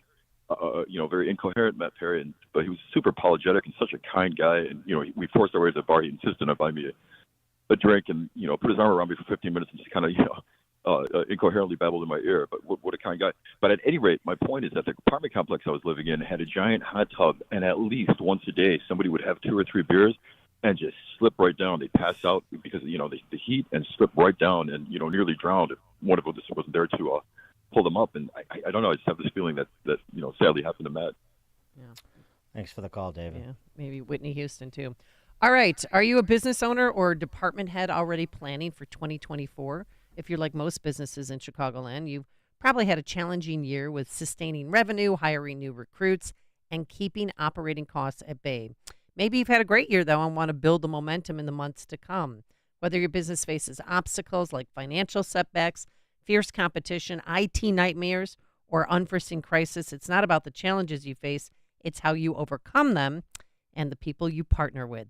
With decades of C-suite experience from their consulting team to over 25 years of managed IT services, Turnkey knows small business. They know how to reduce your costs, grow new revenue systems, and more without having to hire on-site professionals. So set yourself and your business up for success. Let Turnkey show you how. Turnkey is Chicago's small business champion. So visit turnkey.pro to start a conversation today. That's turnkey.pro. Balance of Nature's fruits and vegetables in a capsule, changing the world one life at a time. My name is Ruthie. I love helping people. There's so many people that are down. Sometimes all it takes is a piece of pie to make the sunshine come in their life again. And with the help of Balance of Nature, it's making it more fun and giving me more energy. And I would really like to thank Balance of Nature. These are mine for life. Start your journey to better health with Balance of Nature. Call 1-800-246-8751 or go to balanceofnature.com to get 35% off your first preferred order with free shipping and our money-back guarantee. That's 1-800-246-8751. Go to balanceofnature.com or call 1-800-246-8751 and get this special offer by using discount code CHICAGO. This decade is looking like the worst one to retire or be retired in. For more than 30 years, Bob Carlson's Retirement Watch has been helping Americans invest, protect, and grow their assets. Subscribe to Retirement Watch and you'll get 3 months of Bob Carlson's Retirement Watch newsletter, 5 model portfolios, 5 free reports covering issues like estate planning and annuities to help you protect your money from the government and grow your nest egg. All for just $19.95. Sign up today at yourretirementwatch.com. yourretirementwatch.com. AM 560, The Answer. All right, coming up on Chicago's Morning Answer. America's business community, that is AWOL in local politics. Oh my gosh, somebody is finally reading from my playbook.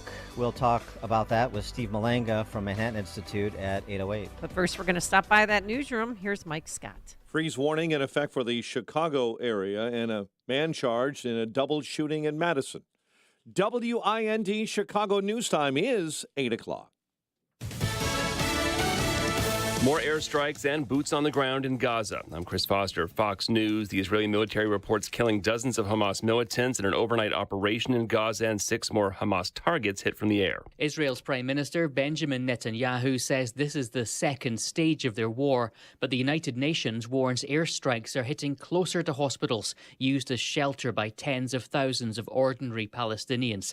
According to the Gaza Health Ministry, more than 8,000 residents have been killed, mostly women and children. Jonathan Savage, Fox News. President Biden's issued an executive order on artificial intelligence focused on managing the risks, including safety tests and measures meant to protect jobs and privacy. He'll speak about it at an event at the White House this afternoon. At least 11 people are reported killed, dozens injured in mass shootings across the country over the weekend, one in Tampa, Florida. Tampa police say 2 people were killed and others injured when at least one person started shooting Saturday night in Ybor City, Tampa's historic district known for nightclubs. Mayor Jane Castor. Shooting where individuals had a dispute and decided to end that dispute with firearms. So now we have lives that have been lost. Detectives say tips from the public led to the arrest of 22-year-old Tyrell Stephen Phillips. He's charged with murder in Broward County, Florida. Eben Brown, Fox News. More than 1,500 people are estimated to have attended a vigil last night for victims of last week's mass shooting in Lewiston, Maine. They were Bates University students, not from Bates College students, not from Lewiston there. This is a time that we really needed to show up and support the community, as we've been so supported by the community throughout our college careers. A big screen was set up outside the church for people who couldn't fit inside. One of the speakers used American Sign Language. 4 of the 18 people killed in the shooting were deaf. 13 people were injured. America's listening to Fox News.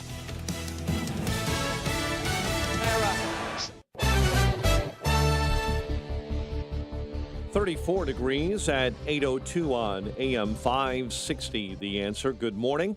I'm Mike Scott. A freeze warning is in effect until 9 a.m. Authorities are investigating the cause of a deadly house fire in Montgomery. The blaze broke out yesterday in the 1800 block of Ness. 3 others were able to escape. Several homes nearby were evacuated.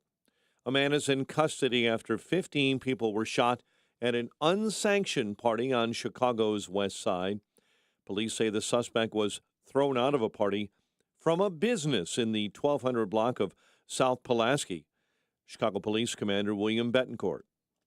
Victims and witnesses did relate that the suspect was ejected from the party, and he came back a few minutes later with a gun and began to shoot. The shooter was arrested a short time later. All of the victims remain hospitalized, 2 in critical condition. A man has been charged with murder after a woman and a teen boy were shot to death in south suburban Madison. Police say Kefron Ferguson was arrested at his home in Hammond, Indiana, following the shooting in an apartment last Thursday. Justin Herbert threw for 298 yards and 3 scores, helping the Chargers upend the Bears on Sunday Night Football 30-10. 1 and 2 Bulls visit the Pacers tonight, while the Blackhawks visit Arizona. The news is a service of the Fireplace and Chimney Authority, Chicagoland's largest and most respected fireplace and chimney company. Call to schedule your appointment today at 630-279-8500 or visit their showrooms in Lisle and Elmhurst. 8:03, time for the AM 560 Business Beat, a service of Signature Bank. Visit signaturebank.bank for all your commercial banking needs. Now, the latest from the Fox Business Network. I'm Elizabeth McDonald, and this is the Fox Business Report. McDonald's shares are higher. The fast food company's earnings and revenue both top forecasts. It was able to charge more, which pushed its sales up 14% and boosted its profit. McDonald's customers were placing bigger orders and were buying more online. There's a merger in the real estate business. San Diego-based Realty Income is buying Spirit Realty Capital, which is based in Dallas. And there's an advertising merger. Omnicom is buying Flywheel Digital, which helps to sell brands on Amazon and Walmart. Wireless companies have found ways to make more from you. The Wall Street Journal says companies are raising prices and offering premium service plans to boost their profits. AT&T, T-Mobile, and Verizon all made more money from services in the recent quarter. That's your Fox Business Report. I'm Jenny Coselda, invested in you. 8:05, a check of traffic and weather on the way next on AM 560. Freedom Summit Chicago tickets are now on sale. Join AM 560, The Answer, on November 11th at the Westin Chicago Northwest for Freedom Summit, featuring Rand Paul, Judge Janine Pirro from Fox News, Dan Proft, Amy Jacobson, Sean Thompson, and many more. Tickets are on sale now at freedomsummitchicago.com. That's freedomsummitchicago.com. Sponsored in part by Charles Equipment Energy Systems, TJ Stearns Financial Planning and Benefits, and by Aid for Women. In the heart of Bedford Falls, one man faced incredible challenges in his business journey. George Bailey, a humble banker, knew that success often comes hand in hand with adversity. But George wasn't alone in his struggle. He discovered the power of resilience, innovation, friends, and community. Like George, your business may face obstacles, financial setbacks, fierce competition, IT nightmares, or unforeseen crises. But remember, it's not about the challenges you face. It's about how you overcome them. At Turnkey, we understand the George Bailey spirit. We're here to provide you with the solutions, guidance, and support you need to conquer your business and IT challenges. Whether you're a small-town bank, distributor, manufacturer, or a cutting-edge startup, we believe that every business has the potential to thrive. Together, we'll build a bridge to your success, just like George Bailey did in Bedford Falls. Join us at Turnkey. Let's write your own It's a Wonderful Business Life. Because, like George, your dreams are worth it. Start a conversation today by visiting turnkey.pro. That's turnkey.pro. Balance of Nature's fruits and vegetables in a capsule, changing the world one life at a time. Hi, my name is Peg. I'm a wife, mother, and grandmother. Family is so important to me, and I want to stay healthy so that I can continue to do the things that I enjoy doing with all of them. I would recommend Balance of Nature. It's so easy to do every day. I feel great, and who doesn't want to feel great? Start your journey to better health with Balance of Nature. Call 1-800-246-8751 or go to balanceofnature.com to get 35% off your first preferred order with free shipping and our money-back guarantee. That's 1-800-246-8751. Go to balanceofnature.com or call 1-800-246-8751 and get this special offer by using discount code CHICAGO. Pure Talk, America's wireless company, is on a mission to alleviate $10 million in military debt by Veterans Day, but they're going to need your help. Now, Pure Talk will donate a percentage of every new order to this great cause. When you make the switch, they make it simple, fast, and easy to their super fast 5G network. Talk, text, plenty of data now, only at $20 a month. Do it right now. Dial pound 250. Say the keyword SAVE NOW. Make the switch to Pure Talk, and you can help a military member in need. Who is there for the families left behind when a service member or first responder dies or is catastrophically injured in the line of duty? Who helps our nation's homeless veterans? And who helps our nation keep its vow to never forget 9/11? The Tunnel to Towers Foundation. More than 95 cents of every dollar you donate to Tunnel to Towers goes to its programs. This charity keeps its word. Honor our nation's greatest heroes. Donate $11 a month to Tunnel to Towers at t2t.org. 8:08, let's get an update on the roads. Do that, of course, as a service of MyPillow and the six-pack bath towel sets back in stock. The proprietary technology makes them extremely absorbent. For a limited time, get 50% savings with promo code LIBERTY. Eden's at 43 Heavy Minutes, Lake Cook Road to the junction. The Kennedy, an hour 15, O'Hare into the Burns Circle interchange. The Ike right now, 50 minutes in from Manheim to the old post office. Stevenson, 43 from 355 into DuSable Lakeshore Drive. Dan Ryan, accident, left center lane block in the express inbound between Pershing and the Stevenson. Chicago's Morning Answer continues next. AM 560 Weather Center forecast, a chilly day ahead. Plenty of sunshine, though, today, high 43. Snow showers on the way for tomorrow. 34 at O'Hare, 26 in Aurora, 32 in Naperville, and your next news update is at 8:30.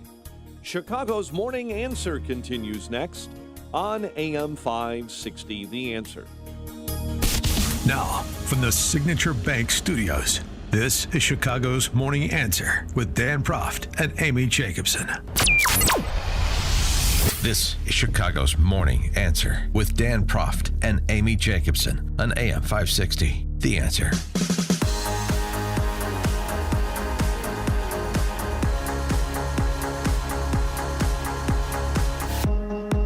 Top of the morning, Dan and Amy. Eva Moskowitz is the founder of the Success Academy Charter Schools. We referenced a piece she wrote last week on the state of K-12 education in America writ large. Pretty dismal. She's got another piece this week, equally important. Very few people I've seen make this point, and I've been making it about Chicago for a long time, so it's nice to see the battle joined. Her piece in the Wall Street Journal, America's business community is AWOL in local politics. Her thesis is essentially America's business community better step up to protect our free enterprise system, particularly in big cities and big metropolitan areas around the country, because if they don't, my students are going to be negatively impacted. Perfect. I mean, it's another great connection. She writes about America's business community focusing most of its political efforts at the national level, but then what happens at the local level? The public sector unions and assorted Marxists chip away at the free enterprise system. She writes, take New York's Fair Chance Act, which prohibits businesses from considering prospective employers' so-called non-convictions. Sounds welcoming, doesn't it? Well, a battered women's shelter couldn't consider O.J. Simpson's complicated past since a jury didn't find him guilty beyond a reasonable doubt of double murder. Or a conviction that was set aside on appeal even if it was on purely technical grounds. Or an applicant's indictment for rape that was dropped because, for example, the rape testing kit went missing or the victim didn't want to go through the trauma of a trial. Or take maternity leave. I have no issue with the federal requirement that schools I lead provide 12 weeks of maternity leave, she writes. I do, but anyway.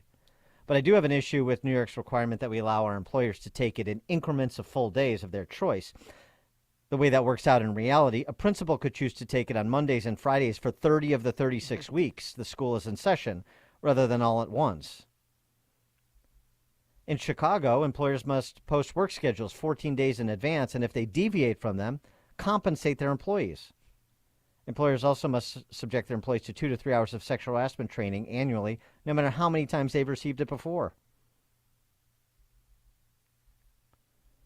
Even more legislation is in the works that would dictate the terms of employment, including bills in New York and Illinois that would end at-will employment by requiring employers to prove a regulatory agency or arbitrator, that an employee was fired for just cause. In New York, that law already applies to workers in the fast food industry. Since I lead nonprofit schools, you might wonder why I care so much about this. It's simple. I'm concerned about the future of our students who are mainly from disadvantaged communities. For generations, our country has failed to prepare such students to seize the opportunities provided by the dynamic U.S. economy, but the schools I lead are finally succeeding.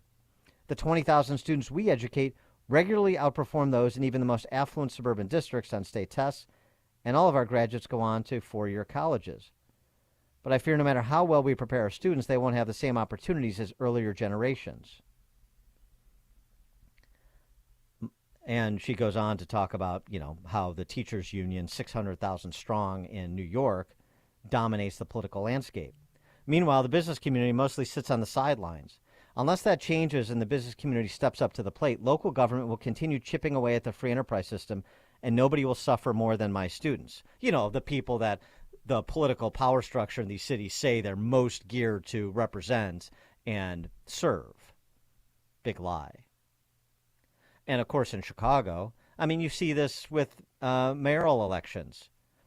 Everybody sits back on their hands, allows a parade of horribles to congregate, and then tries to pick the least noxious Marxist from the group. Well, that has Chicago in arguably the position as the worst governed big city in America.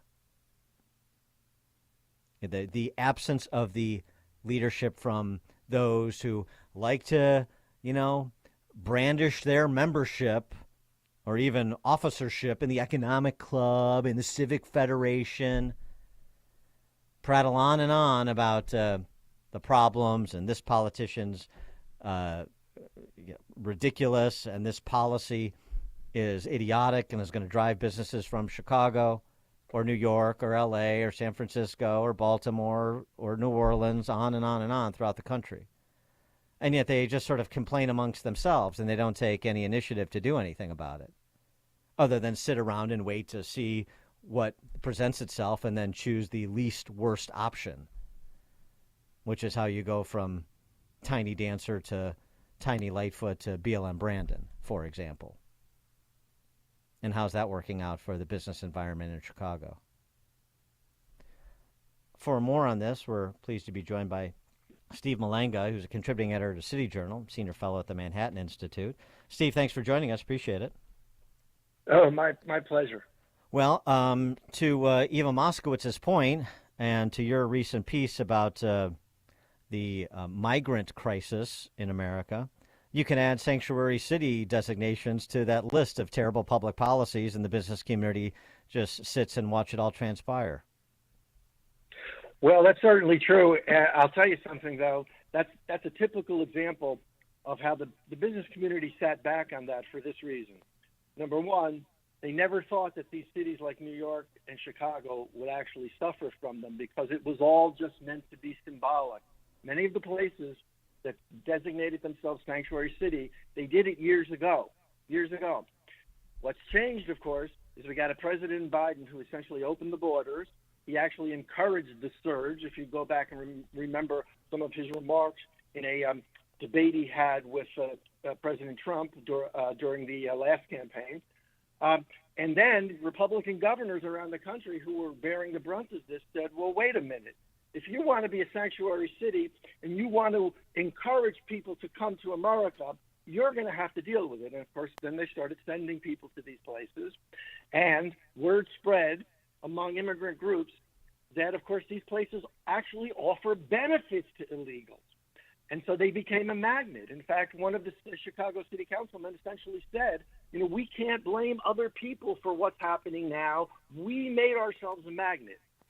So it's coming home to roost. It took a while, but bad policies ultimately do come home to roost. Well, what did Biden say during that debate with Trump exactly? He basically said, we should, I mean, it was kind of garbled, which is not surprising, but he basically said, we should have a surge. These people deserve to be heard. He used the word surge. And then he said, these people deserve to be heard. This was at a time, of course, during COVID, when we, like many other countries, had shut down the border almost completely, and we were simply turning people away. I mean, in some districts I write about, there were 5 people being allowed into the district in an entire 3-month period. Now there are thousands of people coming through those districts every 3 months. So he actually used the word surge in his remarks. And I remember the Mexican president, after Biden was elected, designated Byron. He said about Biden, he's the immigrant president. This is what the Mexican president said as those long lines started forming. You remember those long lines? How long ago they started forming after Biden was elected? He said he's the immigrant president. And now we have, just staggering numbers of illegals and staggering costs, which will resonate for decades. Yeah, I mean, the costs are pretty obvious. I think most people interested can connect the dots when it comes to law enforcement, when it comes to K through 12 education, when it comes to the provision of healthcare services. I mean, those are some of the big ticket items in any state or local budget, and now they've just gotten that much bigger and unfinanceable. Usually those are the areas where there's a lot of argument about, can we afford this incremental increase, or do we need to cut this program, or do we need to reimagine another program under one of those policy categories? And now it's just federal government send us money because we have no ability to provide these services at the incremental cost they're imposing. That's right. They've created budget crisis everywhere. But I also think that though people understand where the costs are, they don't necessarily understand how much they are. After Ron DeSantis started sending people to New York and to other northern, up to Massachusetts, the Democrats in Florida said, well, you spent $12 million of government money to transport these people. DeSantis said, are you kidding? Our hospitals are spending $300 million a year in uncompensated care for the illegals who are here. That's just the hospitals, $300 million a year. I go through a lawsuit that 18 Republican states made against the Biden administration because of the cost, and they go into great detail. I mean, even small states like Iowa, Midwestern states like Oklahoma, they're estimating $900 million a year that illegals are costing them. once you get to places like New York or California, where they've actually done things like, grant them Medicaid benefits. I mean, California's spending $2.6 billion a year just on Medicaid for illegals. Think about that. Now they're talking about a bill so that illegals can get also unemployment insurance in California. Right. And you have the great irony. The ironies abound here, right, because it was all self-inflicted. But Eric Adams on Friday announcing the offer of one-way plane tickets. So it was terrible when DeSantis sent them to New York, but now Eric Adams is saying, here's a plane ticket out of town, go anywhere you want, make yourself somebody else's problem. Right, exactly. And Adams, of course, has tried to send some of these asylum seekers to upstate communities in New York and to suburban communities in New York. And believe me, they don't consider themselves sanctuary places. And so that's, but there's been a lot of hypocrisy over the years because it was, it's what we now call virtue signaling. It's easy to declare yourself a sanctuary city, but when suddenly you have to actually live up to that expectation and it becomes a reality, it's something completely different. I just saw a poll in New York, which was really, really interesting. In New York now, 2/3 of people say voters say they do not want any more illegals. That includes more than 50% of Democrats saying in that poll saying we do not want any more illegals. So reality is far different. It's easy when it's all just a kind of like a signaling of, here, look at how wonderful we are. But when it actually comes to the spending, it's quite different. Well, I mean, who do you think is going to be the first Democratic politician to come forward and say, we're not going to be a sanctuary city anymore? Or do you think Well, that's interesting. I actually, I don't remember the names, but two of the Chicago city councilmen have asked for a ballot initiative on this, which I think is very interesting. I'm not even sure how that would work in Chicago, but they say we want to put this to the vote of people. Adams has actually said that he no longer wants New York to be a sanctuary city. The thing is that what happened in New York is this went through a court case. And it was a court case where the city decided to get out of this legal wrangling that was going on because of the homeless groups in New York, is to make New York City, to admit that New York City would essentially become a right-to-live place. Anybody has a right to shelter in New York. Right. Now, Adams is trying to get that case overturned because he says that no one ever anticipated what the cost would be, and the right to shelter is what's being used to draw so many immigrants and so many illegals to New York City. Well, and to Eva Moskowitz's point about the kids that you say you're trying to help and we're actually helping in her charter schools are the ones that are the most negatively impacted when the business community doesn't stand up and when you impose these laws that are hostile to free enterprise and the rule of law, I would add. And the rule of law is critical to free enterprise, too, is the same thing when it comes to the border. I mean, Tom Homan, the former acting director of ICE, makes this point all the time. In fact, he wrote a book about it. And we see this at the border, a record number of deaths at the border. Secure borders are safe borders. Secure borders save lives.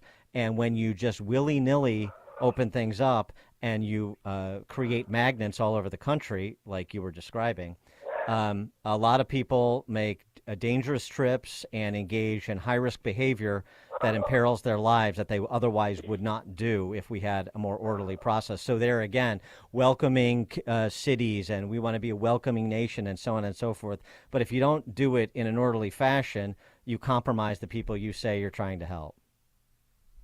Yes, and for instance, that lawsuit I was referring to from 18 Republican states, they go into great detail about the crime costs. There are places in now in the upper Midwest that have that are being impacted by illegals because they have become transfer points, if you will, in the human trafficking. And they talk about the cost of those kinds of things. But take your pick, whether it's defund the police, allow illegal immigration, don't allow educational choice, and any of those things. Who are the people who suffer the most again and again and again? It's the people with the fewest resources. But that has not changed almost any of those policies. Look at the rise in crime and where is the greatest impact in the rise in crime? been. I mean, we all know where it is. Where has the greatest impact on failing schools been? We all know where it's been. And yet, the problem is, for some reason, the people in a place like Chicago look at who they elect mayor. So this is, it's a very frustrating, vicious cycle that we're in right now. Steve Malanga, contributing editor to City Journal, senior fellow at the Manhattan Institute as well. Steve, thank you as always. My pleasure. Thank you. Thank you. And he joined us on our turnkey.pro answer line. You're listening to Chicago's Morning Answer with Dan Proft and Amy Jacobson on AM 560. The Answer. Signature Bank is Chicago's fastest growing independently owned business bank. It's a bank where relationships still matter. I'm Dan Proft, and I know this because Signature Bank is my business bank. Hi, I'm Tony Dreyfus, founder and president of Metropolis Coffee Company and a proud new customer of Signature Bank. We're a 19-year-old specialty coffee roaster located in the heart of Chicago. Some of your favorite restaurants and cafes serve our coffee. As a small business manufacturer, we understand the importance of working with the right bank, and that's why we made the move to Signature Bank. We were tired of the impersonal service that our large bank had provided. A friend referred us to Signature Bank, and their team was on site to understand our operations firsthand. They provided us the working capital to continue our successful business operations and to fuel our ambitions for innovation and growth. We now have the flexibility to grow at our own pace. That personal touch, you can't find that at a large bank, but we found it at Signature, and we can't thank them enough. Signature Bank helps local businesses succeed. Let Signature Bank turn your business vision into reality. Visit signaturebank.bank. Member FDIC, equal housing lender. All right, I'm doing it. Actually, I just already did it. Took Balance of Nature. Why? Didn't get any fruits or vegetables yesterday, and that's where Balance of Nature comes in. 6 capsules. I love it. 3 vegetable, 3 fruit. And if you ever get hungry during the day, you have a sweet tooth, you can chew on those fruit capsules, and voila, this is real food, real science, real nutrition. So get your bottles of Balance of Nature today and notice the difference and let us know how you're doing. You can always reach out to us here at the station and let me know about your Balance of Nature success story. 800-246-8751, 800-246-8751 is the number to call. Because when you give your body the best possible fuel, guess what? You have more energy. You're stronger. So get Balance of Nature today. 800-246-8751 or online at balanceofnature.com. And be sure to use discount code Chicago. Identity theft shows no signs of slowing down. In fact, more than $29 billion were stolen last year alone. That's a criminal success story and a wake-up call for everyone else. It can be dangerously easy to steal your identity. LifeLock makes it easy to help protect yourself if you become a victim. A dedicated U.S.-based restoration specialist will work to fix it. Join now and save up to 25% your first year with my name, Clay, as your promo code at LifeLock.com, promo code Clay. Hi, I'm Martha Stewart. Every year, more than 4 million pets enter shelters here in the United States. My friends at American Humane have been helping animals since 1877. The goal is to ensure that pets have a safe shelter, especially during natural disasters. Adopting a shelter pet allows shelters to help more animals awaiting care. Please consider adopting today and take some time to learn more about American Humane's other work at americanhumane.org. Cold floors? The problem is probably down below in the basement or crawl space. Hi, I'm Roy Spencer with Permaseal. I'm happy to say that we can now help make your basement and crawl space warmer and therefore your upstairs more comfortable with our new product, Permafoam.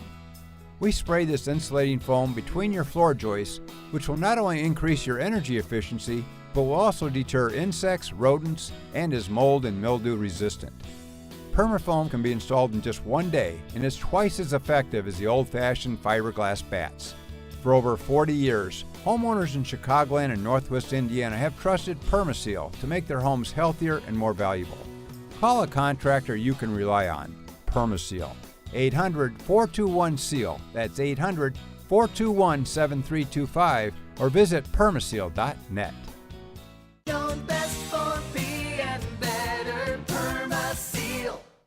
Relief Factor, pain relief that's natural, pain relief that works, and pain relief that attacks the source of the pain. That's the experience of tens of thousands of Americans who are taking Relief Factor right now. See their incredible video endorsements at relieffactor.com and then order your 3-week quick starter pack for just $19.95. That's less than $1 a day. Find out if it can work for you like it works for me by ordering your 3-week quick starter pack today. relieffactor.com, relieffactor.com. Be the next success story. Hi, this is Rhett Rasmussen of BestHotGrill.com. We make the amazing Solaire infrared gas grills that are built to last and will consistently deliver better than restaurant grilled food. The Solaire infrared burner heats up to 1,000 degrees in just 3 minutes, even in the dead of winter. The high heat locks in the juices and flavor and grills food faster. Learn more about these fantastic USA-made grills at BestHotGrill.com. Solaire hot, fast grills at BestHotGrill.com. AM 560, The Answer. All right, coming up on Chicago's Morning Answer. At 8:38, it looks like murders will be down year over year. It looks like shootings will be down year over year. So what's the problem? Things are turning around in Chicago. We'll put that to retired Chicago Police Lieutenant John Garrido at 8:38. But now let's head into that newsroom. Here's Mike Scott.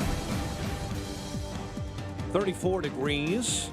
It's 8:32 on AM 560. The Answer. Top White House official says there's a real risk that the Hamas-Israel war will escalate into a wider conflict. We will continue to talk to our Israeli counterparts. We'll continue to ask hard questions about how they are thinking this through, how they are proceeding. Appearing on ABC's This Week, National Security Advisor Jake Sullivan. The new Speaker of the House says a standalone funding bill for Israel will go to the House floor this week. Louisiana Republican Mike Johnson's comments were echoed by House Foreign Affairs Committee Chair Michael McCall. Because the need is so urgent now in Israel. Start with Israel first, and then deal with the other as a separate measure. We'll have that on the House floor this week. On Fox News Sunday, Johnson said he called on President Biden to separate the two bills. The community of Lewiston, Maine comes together Sunday to remember and honor the victims of the mass shooting last week. Among those in attendance was a female college student from nearby Bates College. This is a time that we really needed to show up and support the community, as we've been so supported by the community through our college careers. Authorities say they found suspected shooter Robert Carr dead Friday night. Former Vice President Mike Pence dropping out of the 2024 presidential race. So after much prayer and deliberation, I have decided to suspend my campaign for president effective today. Pence did not endorse any other candidate during the announcement. Authorities continue investigating after a deadly house fire in Montgomery. The blaze broke out yesterday morning inside of a home in the 1800 block of Ness. 3 others were able to escape. 1 man is in custody. 15 were shot at an unsanctioned Halloween party on Chicago's west side. Police say the suspect was thrown out of that party being held early yesterday in the 1200 block of South Pulaski Road. Victims and witnesses did relate that the suspect was ejected from the party, and he came back a few minutes later with a gun and began to shoot. Commander William Betancourt. Multiple people are facing charges after Illinois State Police conducted a human trafficking operation in Will County. ISP led a human trafficking suppression operation last week focused on individuals seeking to engage in commercial sex acts with minors. Bears lose to the Chargers. Bulls take on the Pacers, and the Hawks visit Arizona tonight. The news service of In Grace with Jim Scudder Jr.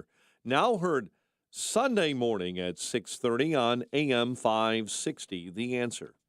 A check of traffic and weather is on the way next on AM 560.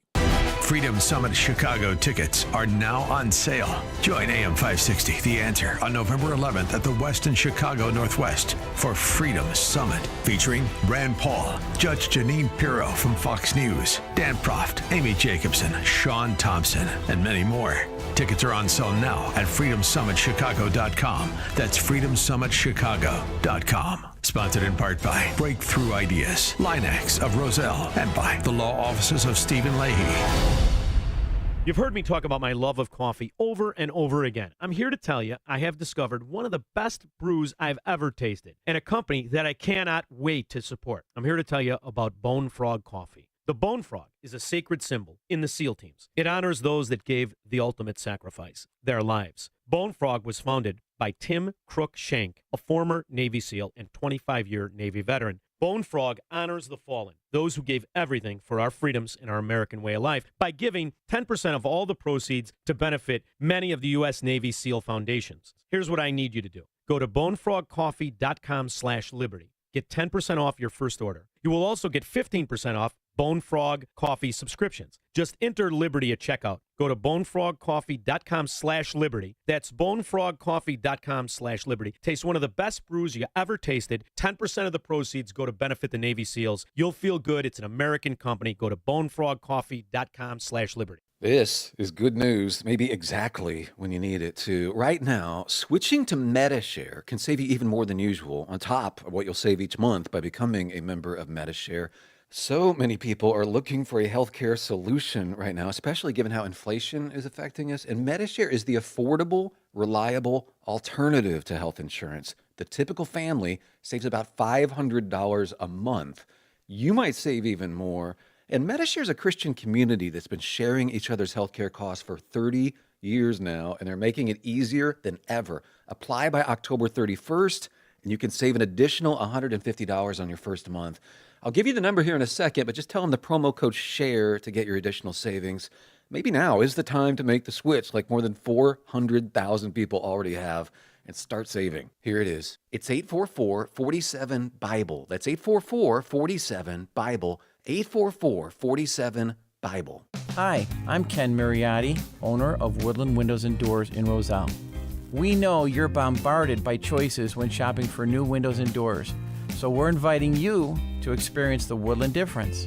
For decades, we've been transforming living spaces with Marvin Windows. From modern to traditional styles, Marvin replacement windows and doors can bring your garden right into your living space. Let us help make your world feel brighter and spacious. When you welcome Woodland into your home, you'll get a product expert, a design consultant who is solution-minded, and someone who has your best interest in mind.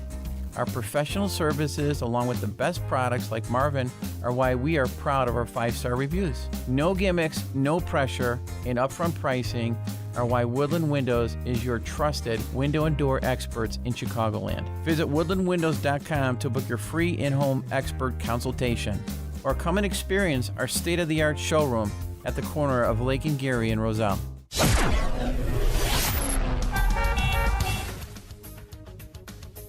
8:38, let's get an update on the roads. Team Hochberg Traffic Center Time, a service of Boost Infinite. If you're thinking about getting that latest iPhone, you need to stop and check out the amazing wireless offer from Boost Infinite. For more, just pick up your phone and dial pound 250 and say Boost Infinite. That's pound 250 and Boost Infinite. Inbound Edens, right now 45 Lake Cook Road into the junction. The Kennedy a full 90 minutes. O'Hare into the Burns Circle interchange. Stevenson 47 from 355 into DuSable Lakeshore Drive. 27 on the inbound Dan Ryan from 95th into the Burns Circle interchange. Lakeshore Drive itself, northbound jamming up Bryn Mawr to Hollywood. Things are slow on the Veterans Toll Road. Northbound 355 jamming up at 71st. Chicago's Morning Answer with Dan and Amy continues next. AM 560 Weather Center forecast. A chilly day ahead. Plenty of sunshine today, but a high only of 43. 30 overnight. Cold and snow showers tomorrow and a high of 39. 34 right now. Next news at 9. Chicago's Morning Answer continues next on AM 560 The Answer. Now, from the Signature Bank Studios. If you're looking for the latest news, insight into what it means, and the sharpest opinion, there's only one station in Chicago where you can turn, and it's this one. We're AM 560, The Answer. Top of the morning, Dan and Amy. Mayor BLM Brandon had this to say about the mass shooting in North Lawndale over the weekend. Mass casualty events like these are not exclusive to the city of Chicago. This Halloween weekend alone, 11 people were killed in 12 mass shootings across the country from Tampa to Texarkana. This comes on the heels of last week's devastating mass shooting in Maine. The proliferation of high-powered artillery is tearing the fabric of our nation, and as long as I'm mayor, Chicago will continue to lead the call for common-sense gun reform to bring safety to all communities. It's just big city living, and we just have to ban sport rifles, or at least for starters, right? Because otherwise, things are going in a positive direction. We're 1,000 fewer shootings than last year. Now we still have 2 months left, but 1,000 fewer shootings and almost 200 fewer murders than last year. And 22 was fewer shootings and fewer murders than 21. So things are going in a fine direction. And as I said, it's just big city living. I mean, I don't know what he's waiting for. Why not take up Kamala Harris's call to pursue a Australian-style mandatory gun buyback and ban on whatever weapons he wants to ban in the city of Chicago? I mean, they say, oh, well, that's unconstitutional. What does he care about constitutional protections? Let's fight it out in court. Let's provide the leadership. Let's do something, right? Because here's the problem, it turns out. Well, this is very interesting. The problem, it turns out, is that the assault weapon ban, quote-unquote assault weapon ban at the state level, I don't know if you've seen the advertisements. Are you a firearms enthusiast living in Illinois? Have you been searching for ways to make your AR-15 compliant with the state's assault weapons ban? Look no further than this. LawBolt Manual Conversion offers gun owners in Illinois an innovative solution to follow the state's assault weapon ban laws and add greater precision to the firearm. By converting your rifle into a manually operated single-shot bolt-action rifle, you can effectively remove it from the assault weapon ban and eliminate the need for registration under Illinois' Assault Weapon Registry, as that case winds its way through court.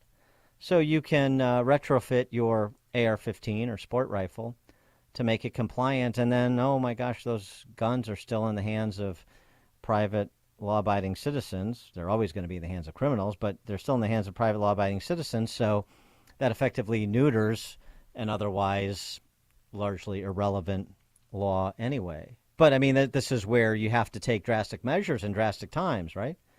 When 15 people are shot at a Halloween party in Lawndale because somebody wasn't invited. That's not a cultural problem. That's not a behavioral problem. It's a sport rifle problem. And with the workarounds that creative entrepreneurs come up with, and law-abiding gun owners, what's BLM Brandon to do other than to take the evasive action that Kamala Harris recommended after the massacre in Maine, right? For more on this, pleased to be joined by John Garrido, who's a retired Chicago police lieutenant, also the president of the Garrido Stray Rescue Foundation. So if you're looking for a companion and you're like me and you can't find... and that's where you found love. You can't find a human, then you get one of your, four-legged friends. John Garrido... No, real quick. Oh, I tried to get him to deny you the adoption. Remember that, really? John? I called, and I was very concerned. And the Hayek is thriving 5 years later now. How dare you? I like animals. Humans? John Garrido, thanks for joining us. Appreciate it. Good morning. Thank you for having me on the show. And that's true. Amy did call me.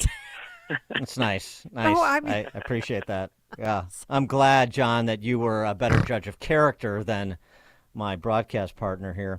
All right. So, I mean, you see the stats. You know the stats as well as anybody. Murders and shootings are down year over year, and they were down year over year last year. I mean, that's good news. Of course, that's what we want. And so, things are going in the right direction. The policies of the mayor's office, the previous and current, are working, and so we just need to stay the course. Yeah, they can always play with the numbers any way they want. At the end of the day, we still have had over 2,600 people shot this year, almost 500 already murdered this year, and there's still time. We still have the rest of the year to finish out here. And I'll venture to say that the vast majority of those were not killed with AR-15s. They always wanted to resort to that default, we need to ban assault weapons, when the majority of the murders are being committed with handguns. And it's a direct result of the political policing that we do here in Chicago, where we have a foot chase policy that make officers have to balance the decision if they're going to chase anybody who's running from them, where we have a state's attorney that doesn't want to prosecute majority of these cases, or you can commit a felony theft up to $1,000 and walk away with just a misdemeanor or not be charged at all.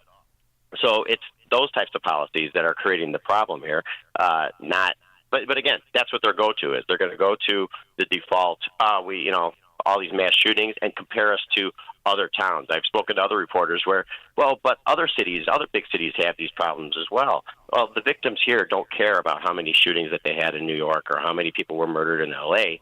It's what are we doing about it here? Well, the other thing, too, is, correct me if I'm wrong, but not being murdered or not being shot is probably a little bit below the expectations people have for their safety. In neighborhoods around the city, we've seen a significant spike in carjackings. That's a violent crime. Robberies, assaults. So, those categories of crime matter, too, because they terrorize people and terrify them. Oh, no doubt. And they're kids that are doing them, basically, because there's no accountability. They can drive around unchecked with these weapons in their car. We've got our catalytic converter thieves are carrying guns, and they're actually shooting at people if they come out to confront them. Like that poor young man, the bartender from Butterfield Country Club, who was killed when he stopped to be a good Samaritan. Correct. So when you have the lack of fear of being stopped and the lack of accountability, you have more offenders that are driving around with weapons. They become more emboldened.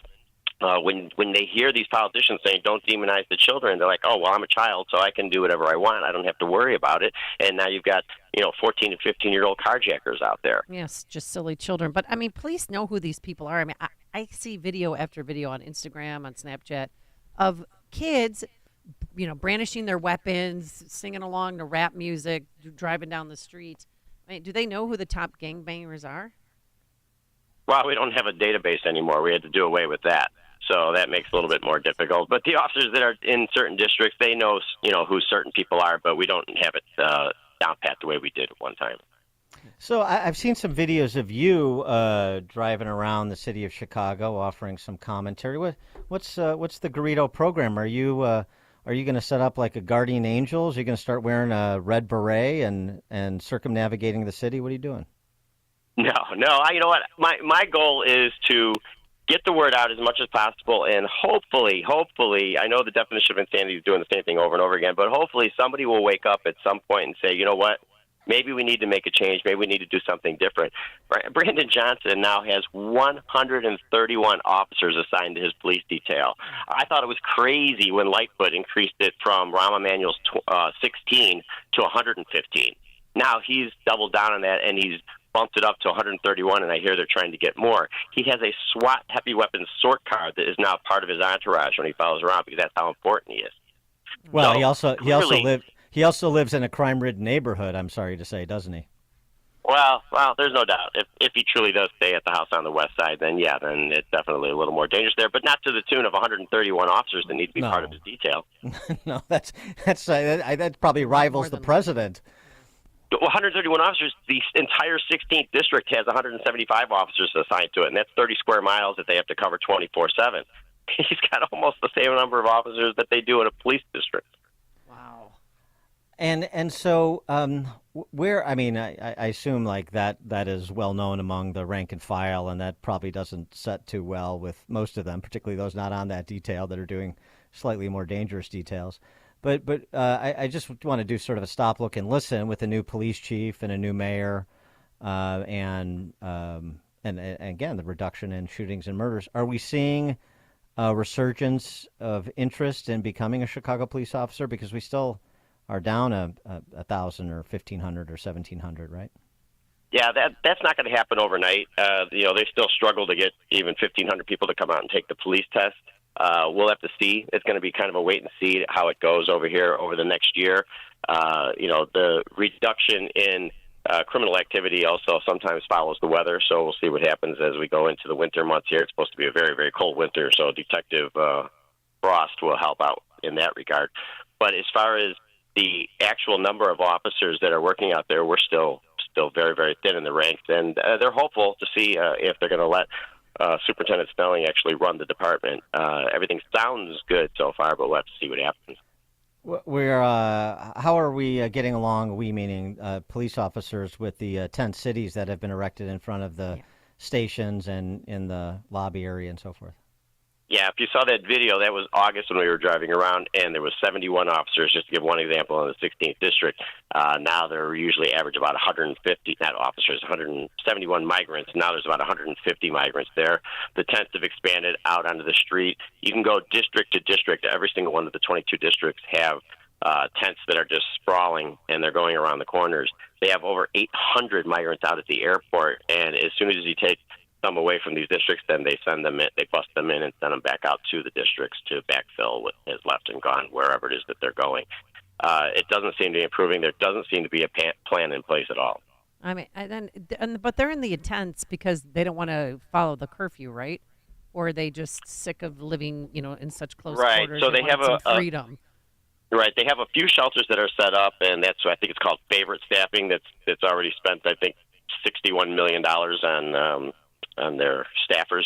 But those are set up. When the migrants are taken and they go there, they end up going back to the districts because they don't like that they have a curfew, or they don't like the rules that might be in place, or who they can stay with, or who can stay, with who.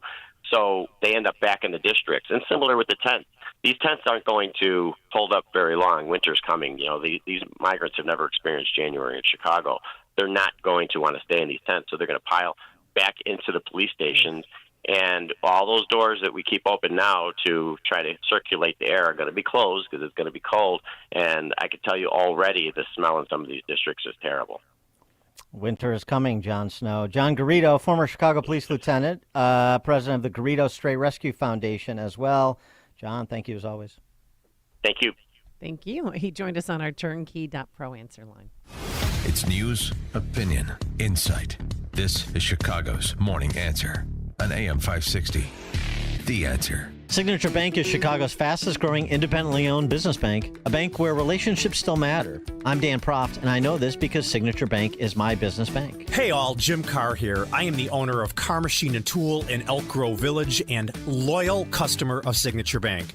As a second-generation owner, I knew I had to shift from operating as an old-school machine shop to what I can proudly say is now one of the fastest-growing aerospace manufacturing facilities in the region. Signature Bank was there every step of the way through our expansion efforts, including financing our new state-of-the-art facility. Their valuable industry expertise and constant communication throughout the construction process made our vision possible.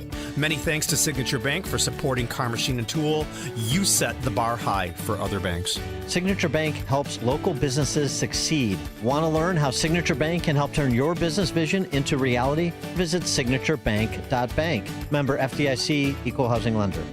You're smart, you waited. Now is the best time to buy from Wilkins Mazda in Elmhurst. If you're looking for a new or pre-owned Mazda, you'll need to visit Wilkins Mazda in Elmhurst. You'll find the Mazda you want, and the price you see is the price you get. No games, no gimmicks. And right now is a great time to buy a new Mazda with limited time incentives that only come around once a year. Right now, get 0.9% financing on new select 2024 Mazda CX-5s and new 2024 Mazda CX-90s for 36 months.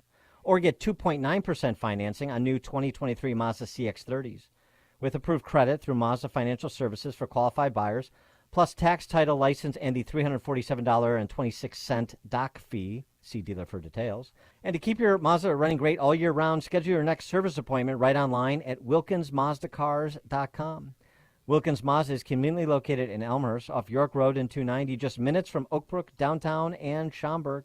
Experience the next level of excellence at Wilkins Mazda in Elmhurst. Visit WilkinsMazdaCars.com. This decade is looking like the worst one to retire or be retired in. For more than 30 years, Bob Carlson's Retirement Watch has been helping Americans invest, protect, and grow their assets. Subscribe to Retirement Watch and you'll get 3 months of Bob Carlson's Retirement Watch newsletter, 5 model portfolios, 5 free reports covering issues like estate planning and annuities to help you protect your money from the government and grow your nest egg, all for just $19.95. Sign up today at yourretirementwatch.com. yourretirementwatch.com.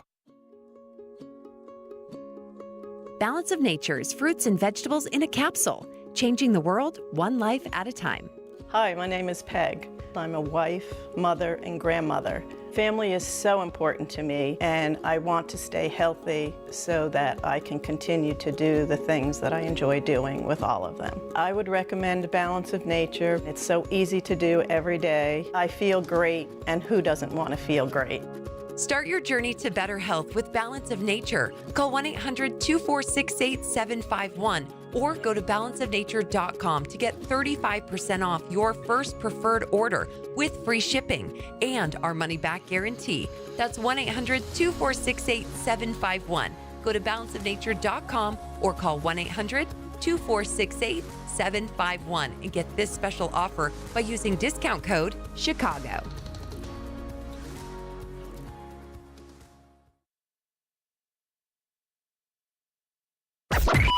AM 560, The Answer.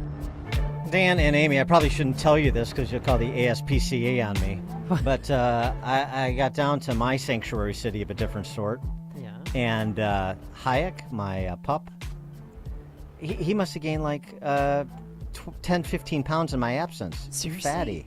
Yeah. Well, who was watching him? I mean, did he walk him or exercise him, or did he give him people food? Well, so Or a here's little the bit of thing. both, yes. He was a little lethargic, so we had him checked out, and he tested positive for Lyme disease. Oh no. And he's okay, and I guess it doesn't impact dogs as much as people. At least it's not impacting him because he's super dog.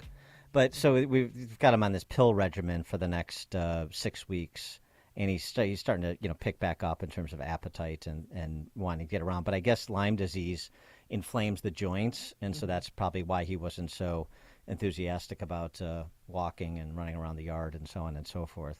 So, I mean, it happens. That's not my dereliction. I'm not a bad owner. It's just, it's like, kids get sick, dogs, they go outside and, I don't know, they're tick magnets and so on and so forth. So it's being taken care of. Well, I just don't want word to get, call the John Garrido and take exactly. I want to get the adoption back. Right. I want word to get back without me providing the context, so you don't send Garrido and a SWAT team to surround my house and take my dog away from me. Don't let Dan have a dog. No, I just said, are you sure Real you nice. properly vetted him? Because he plays a lot of golf, and when he's a puppy, you got to. It's like having a newborn baby. You have to take him out every few hours. But you did a great job raising Hayek. But I want to see a picture of Fat Hayek. Can you? Yeah, he is like fat. within Hayek and then fat. I could never imagine Hayek being bloated or being overweight. Yeah, no, he was sort of waddling around when I happened upon him. He was walking around the house like Ron Say. Like but Governor Pritzker? Maybe got him Governor on Pritzker has Lyme disease. Yeah, could be. Too No soon? legs being snapped for the dog by just standing up. That's the difference, I suppose. But no, he's going to start doing Pilates with me. Uh-huh. So we're both going to get back in shape. We're going to do it together. Oh, you are? Yeah. You do downward dogs together, yes. That's great. Oh, all right. Well, thanks so much. Well, no, seriously, we tweet out a picture or just send me a picture of Fat No, Hayek? because people are going to be like, No. then they're going to shame me and won't. call me names and so on and so forth. Yeah, I'll send you a picture. I'm not tweeting it out. Thank you. All right. Thanks so much for making us part of your morning, part of your lives. I hope you all had a restful weekend. Thanks to Justin Kosick, our technical producer, and Quinn McCarthy, our executive producer. We're back here bright and early tomorrow morning at 5 a.m. Now let's head into that newsroom. Mike, do you have a dog or a cat or any animals? Do not. Oh. Not allowed in the house. Why? My lovely wife. Yeah, okay. Yeah, some people don't want any Queen of the dirt. castle. Queen of the castle, but I am going to send that picture to Ron DeSantis. He'll send in the troops. I've got a source. We're checking these stories for you this morning as a freeze warning begins to come off for us in